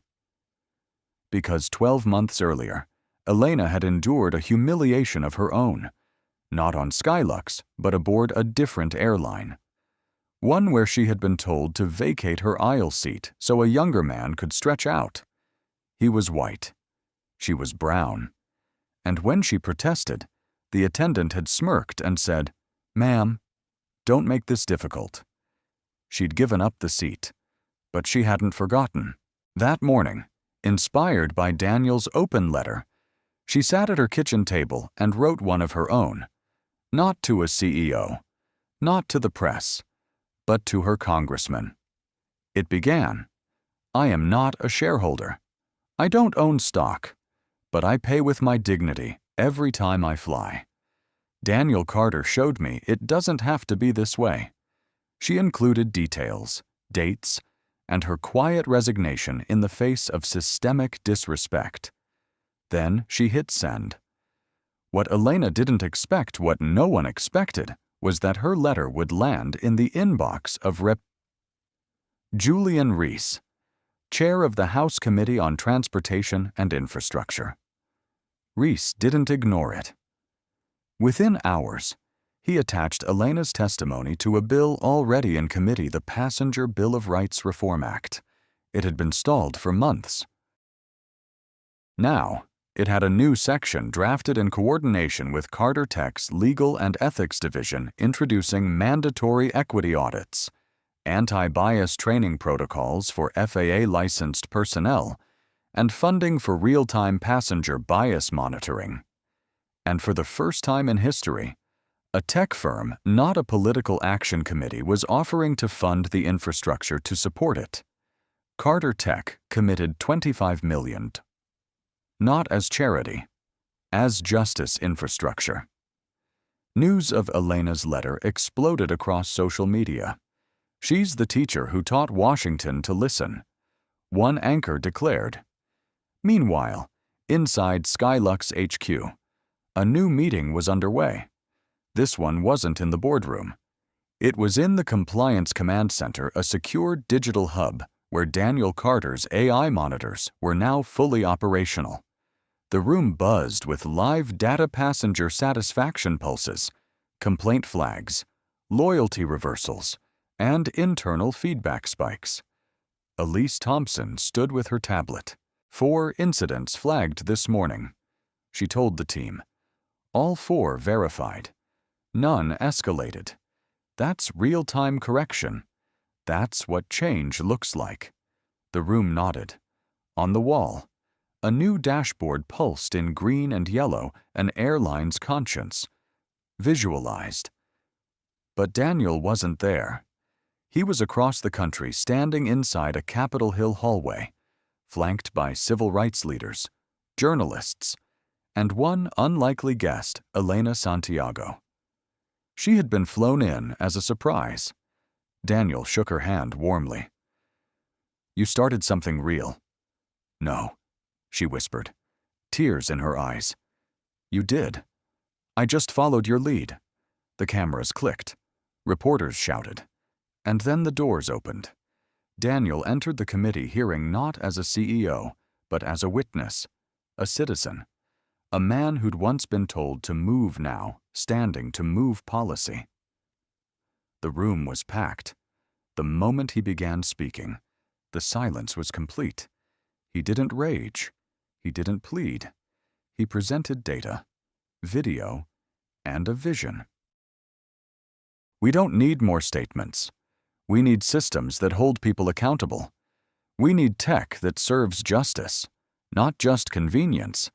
And we need airlines to understand equity is no longer optional. He paused, turned toward the subcommittee. Let this hearing be the beginning not of a review, but of a revolution in how we travel. And then, in a moment no one expected. Rep.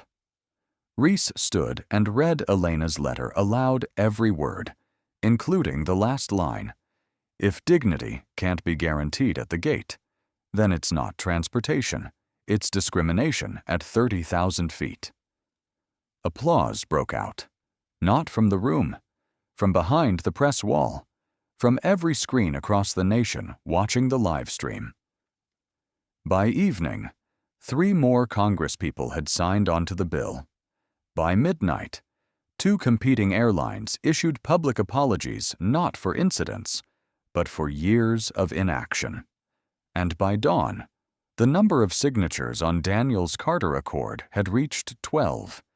12 airlines, 12 promises, 12 systemic redemptions, all because one man refused to move and one teacher refused to stay silent, outside the Capitol. Daniel stood beneath the cold morning light.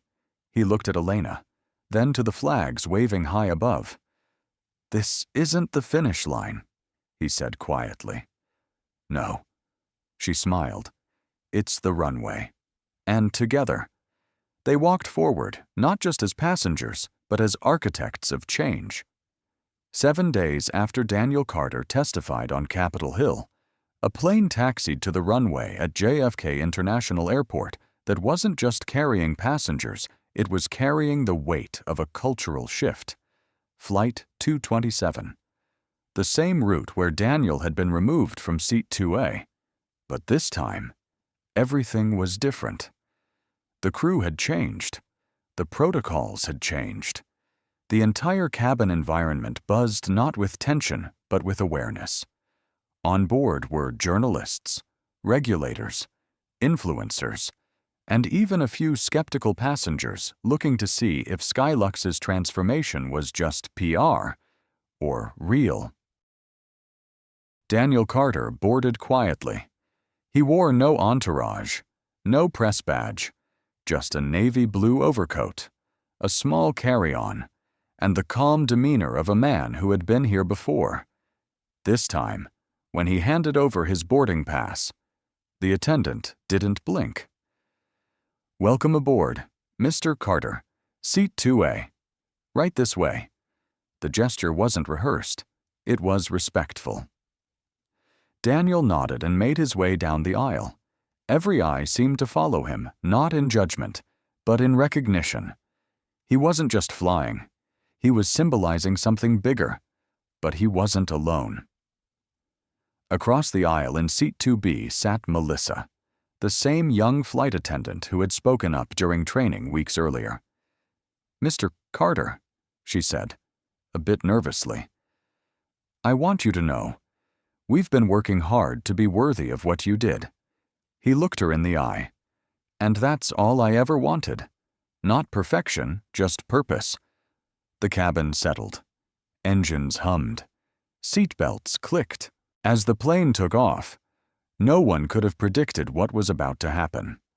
30 minutes into the flight, a white male passenger in row 3 began to raise his voice. He was upset about a seat assignment. He claimed he had status, that he shouldn't be behind others who probably didn't even pay full fare. His voice was loud enough for everyone to hear. Passengers turned, uncomfortable. Melissa approached the man calmly. "Sir, I'm here to help, but I need you to lower your voice." The man waved her off. "I know what this is. Ever since that Carter guy went viral, it's all upside down. Now we're bending over backward for people who don't deserve it." Gasps rippled through the cabin. Melissa didn't flinch. "Sir, this airline does not tolerate biased speech or abusive conduct. I'm going to ask you one time to comply, or I'll be forced to escalate." He sneered. "What are you going to do?" "Call your social justice department." Melissa stepped aside and did exactly that. She picked up the cabin phone. Moments later, the new passenger equity officer, a recently hired specialist trained by Carter Tech, appeared. She wore a teal badge, not a uniform, and spoke directly to the man. "We've reviewed your words, which were recorded on multiple devices. You're being relocated." The man refused. So, the passengers around him stood. All of them. Black, white, Latino, Asian, business travelers, grandparents, college students. Together, they said one sentence: "We won't sit until you stand down." The man's face turned pale. He muttered, grumbled, but eventually stood up and was quietly relocated to the back of the plane. He didn't speak again, not because he couldn't, but because silence had finally met accountability. From seat 2A, Daniel watched everything unfold. He hadn't moved, hadn't said a word, but he didn't need to. This wasn't about him anymore. This was about culture catching up to conscience. Melissa returned to his row, her eyes glassy. "I didn't think I'd have the courage, but then I remembered the training. And your words." Daniel reached into his pocket and handed her a small card. It read, "Courage isn't loud, it's consistent." The rest of the flight passed without incident, but the story didn't stop at 30,000 feet. That same evening, a fellow passenger posted the entire interaction on social media. In less than 2 hours, it had over 5 million views. Equity in Action began trending. News outlets picked it up. Talk shows replayed the footage.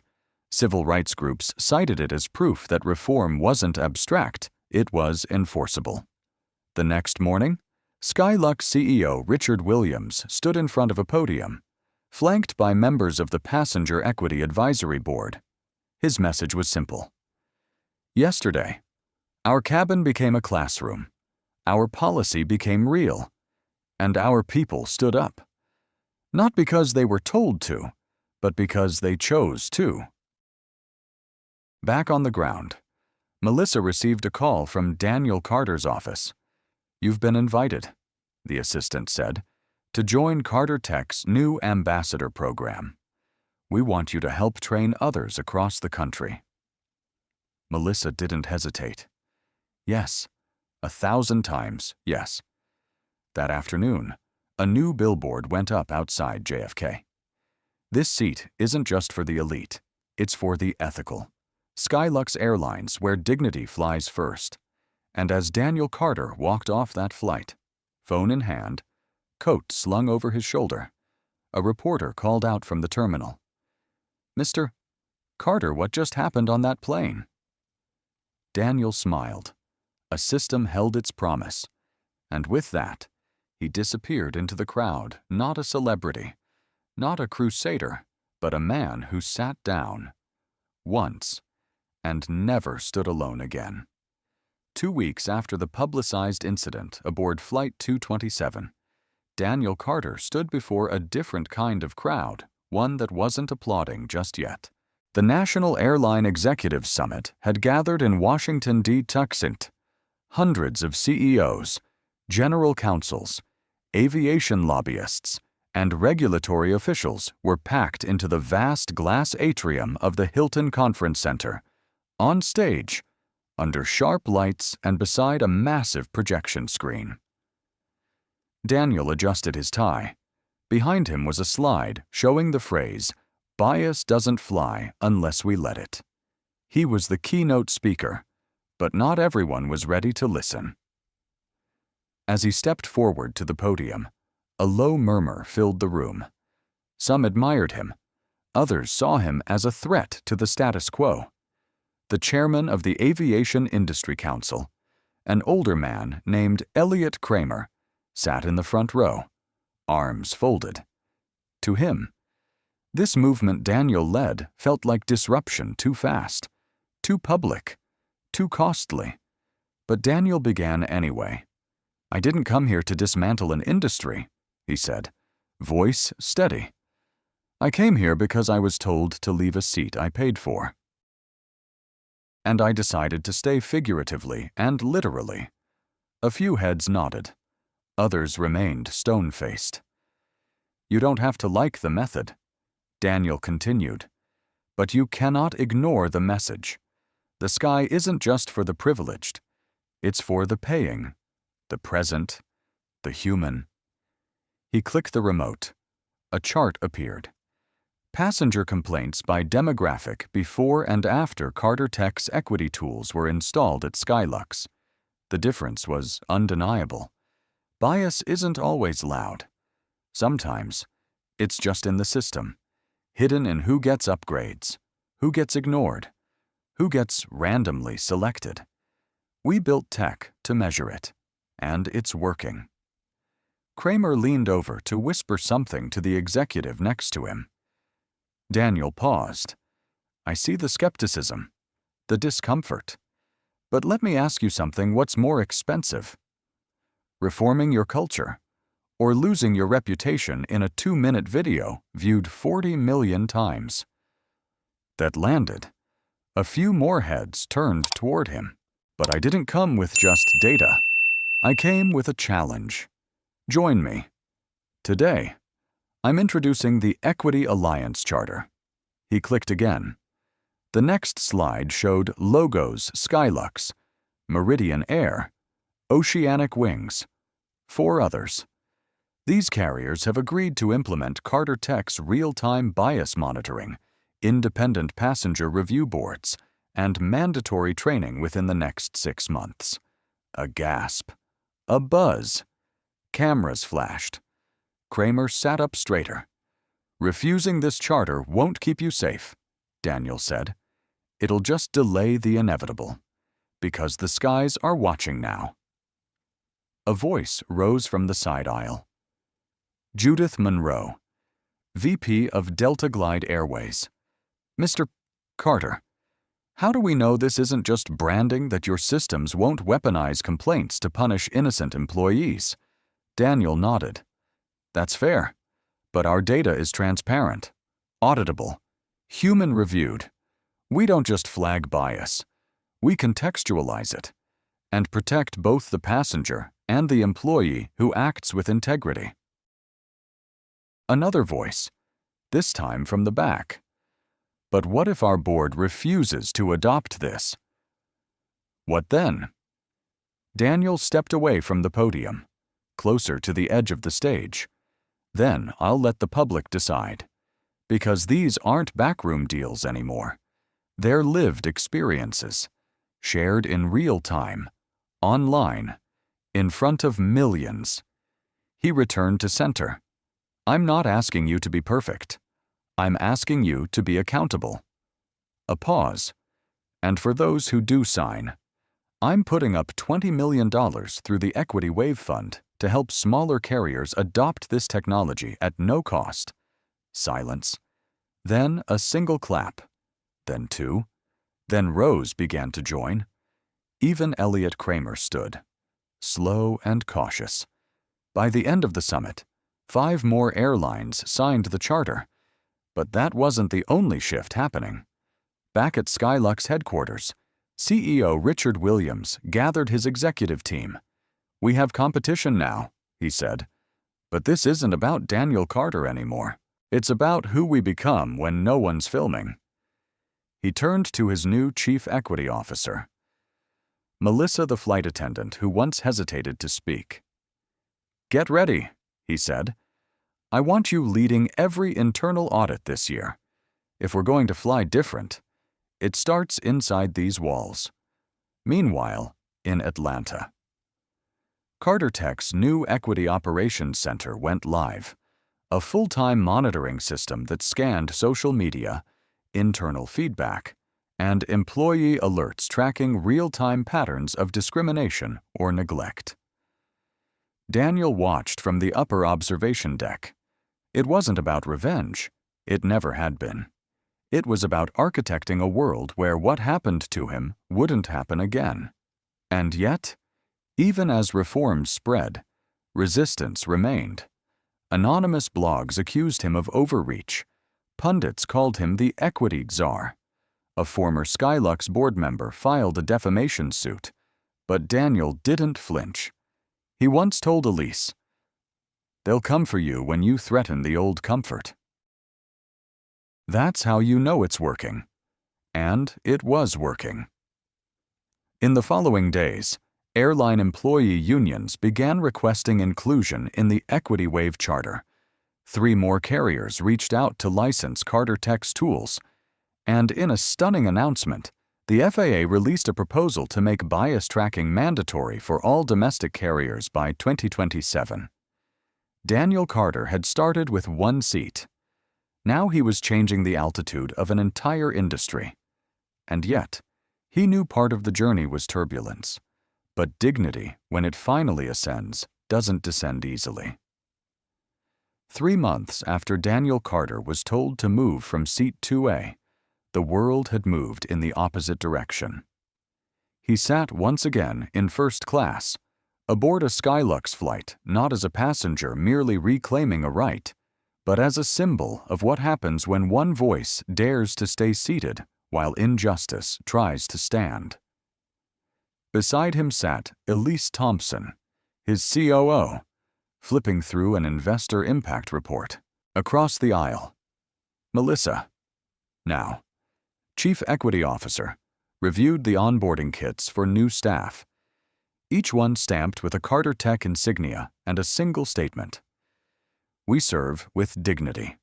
For all.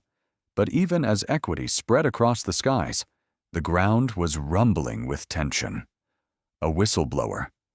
A mid-level analyst from a rival airline had come forward with evidence suggesting several companies were manipulating their equity audit scores using synthetic feedback bots and altered complaint logs.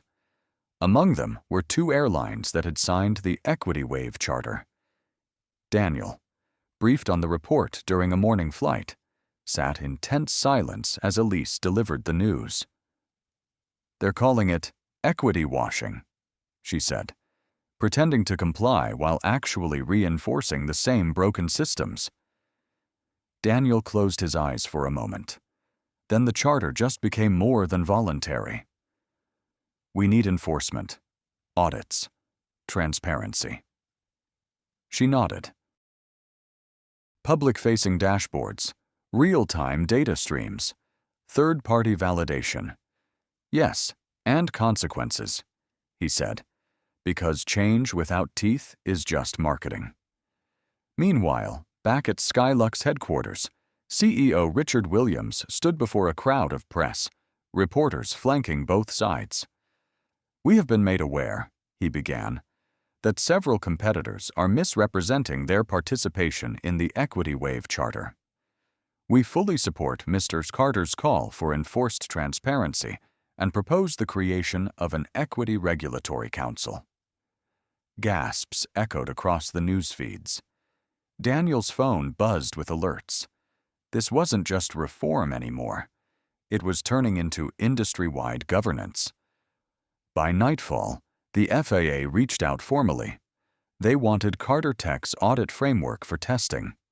The same agency that once turned a blind eye to racial seating complaints was now requesting tools to regulate every flight in the country. Elise stared at the notification in disbelief. "This is historic," she whispered. "No," Daniel replied. "This is overdue." But not everyone agreed. Pundits screamed across evening cable news shows. Is the FAA outsourcing its job to a tech billionaire? One anchor barked. Others accused Daniel of building an empire off grievance rather than governance. And then came the leak. A private email allegedly written by a senior Skylux executive weeks before the incident surfaced online. The contents were damning. High-visibility passengers should be discreetly screened to avoid brand risk. That includes influencers, executives, and avoid conflict with assertive minority flyers. They're too litigious. The media dubbed it the litigious passenger memo. Skylux scrambled. Their PR team tried to spin the wording as taken out of context, but it was too late. The same system that tried to remove Daniel was now hemorrhaging credibility from the inside. In a televised town hall, Daniel addressed the storm directly. "I don't care if they call me litigious," he said, looking directly into the camera. "Because if filing a lawsuit to demand respect is what it takes, then so be it. I've been called worse for doing less." He raised his hand to silence applause. Let's not pretend this was one airline's failure. This was the mirror America's been afraid to look into at 30,000 feet. That speech made headlines worldwide. But more importantly, it spurred policy. By the following week, 10 major carriers signed on to a revised Equity Wave protocol, one that required real-time incident logging, automated pattern detection, and employee protection clauses for those who reported discrimination. Melissa stood at a podium back at Skylux's newly redesigned training facility. "This isn't just about compliance," she said. "It's about culture." Employees filed past walls lined with the stories of passengers whose dignity had once been denied. One quote, placed directly at the entrance, came from a Daniel Carter interview. "They tried to move me, but I wasn't the one out of place. The system was." Meanwhile, back on Capitol Hill, 2 UT senators, one from Georgia, one from California, introduced a bipartisan bill titled the Passenger Equity and Dignity Act. It proposed national standards for all airlines, including transparent review boards, anti-bias technology audits, passenger Bill of Rights enhancements, mandatory DEI training for all flight crew. Daniel wasn't just changing one airline anymore. He was rewriting the contract between the skies and the people they served. But just when the momentum felt unstoppable, an old voice returned. Victoria Evans.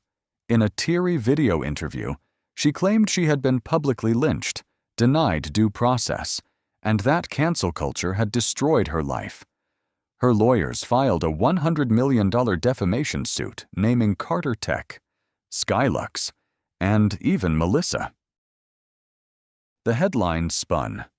Social media turned volatile. Daniel's counsel urged restraint, but Daniel. He had a different response. He invited Victoria to a closed-door mediation.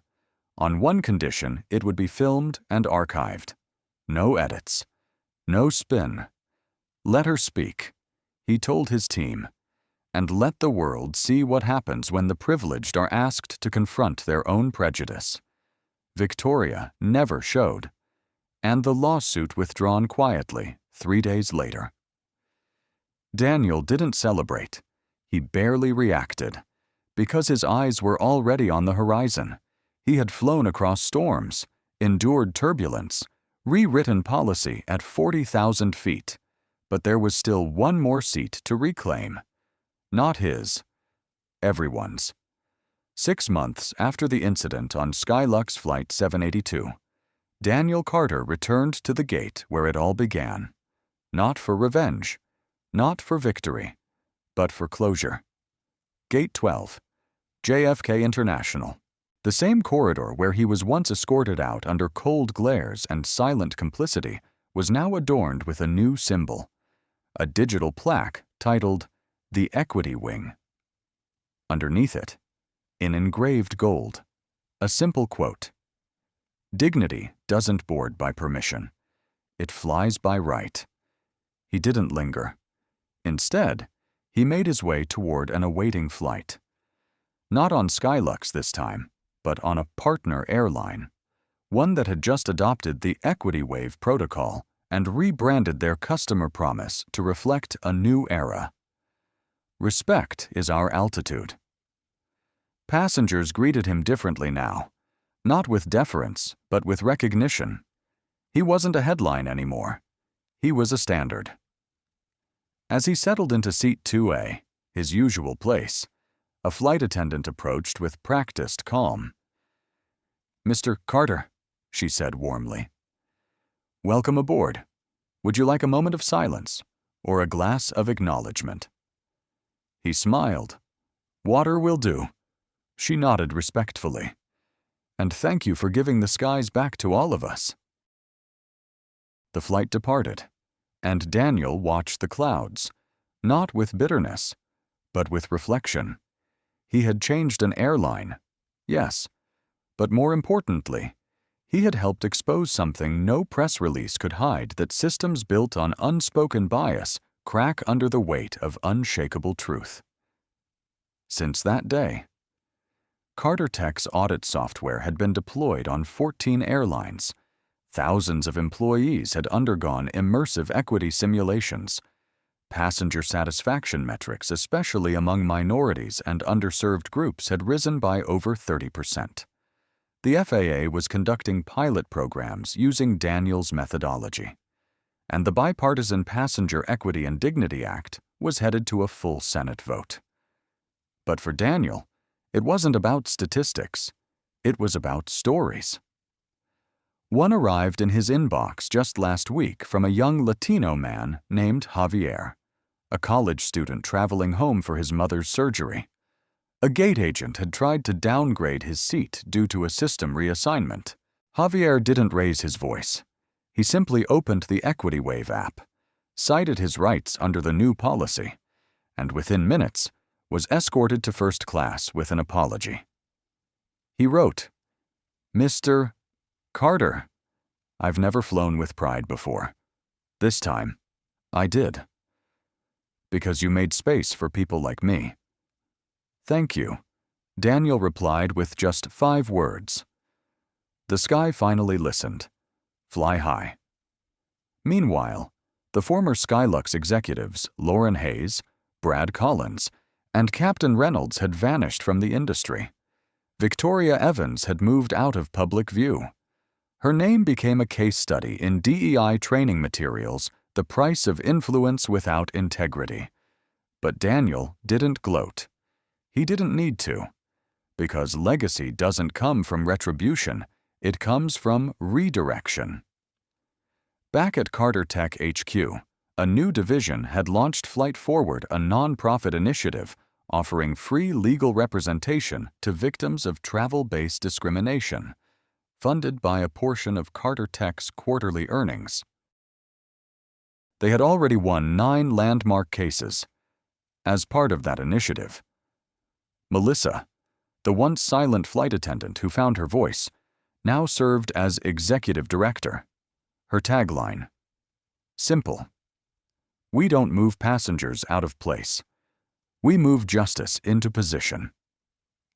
One evening, as Daniel prepped for a keynote address at the International Aviation Reform Summit, Elise Thompson stepped into his office. "The Secretary of Transportation wants you to advise on rewriting federal boarding policy," she said, grinning. "They're calling it the Carter Clause." He raised an eyebrow. "A clause." She nodded. "Clause 2A.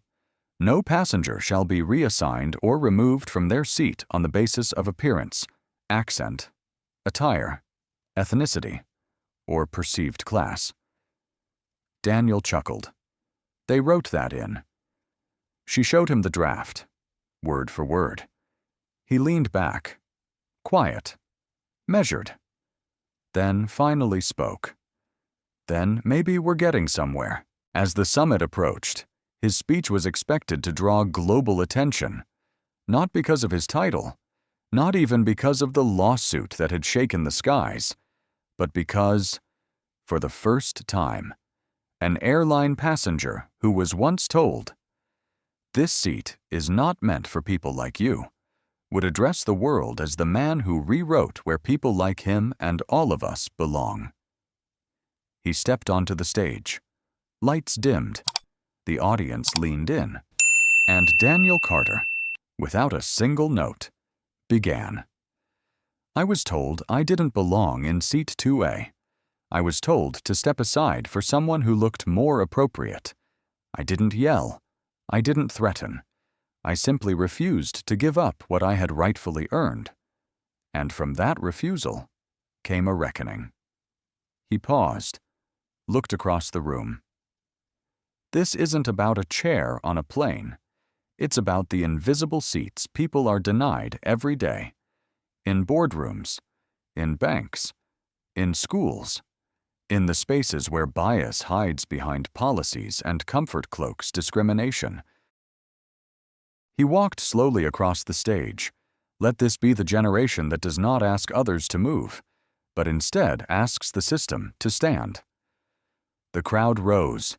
Applause echoed, not loud, but long, sustained, because the sky had changed, and because one man, seated in 2A, refused to let injustice fly first class. Don't forget to subscribe and hit the notification bell to catch more gripping stories like this. Thanks for watching, and see you next time.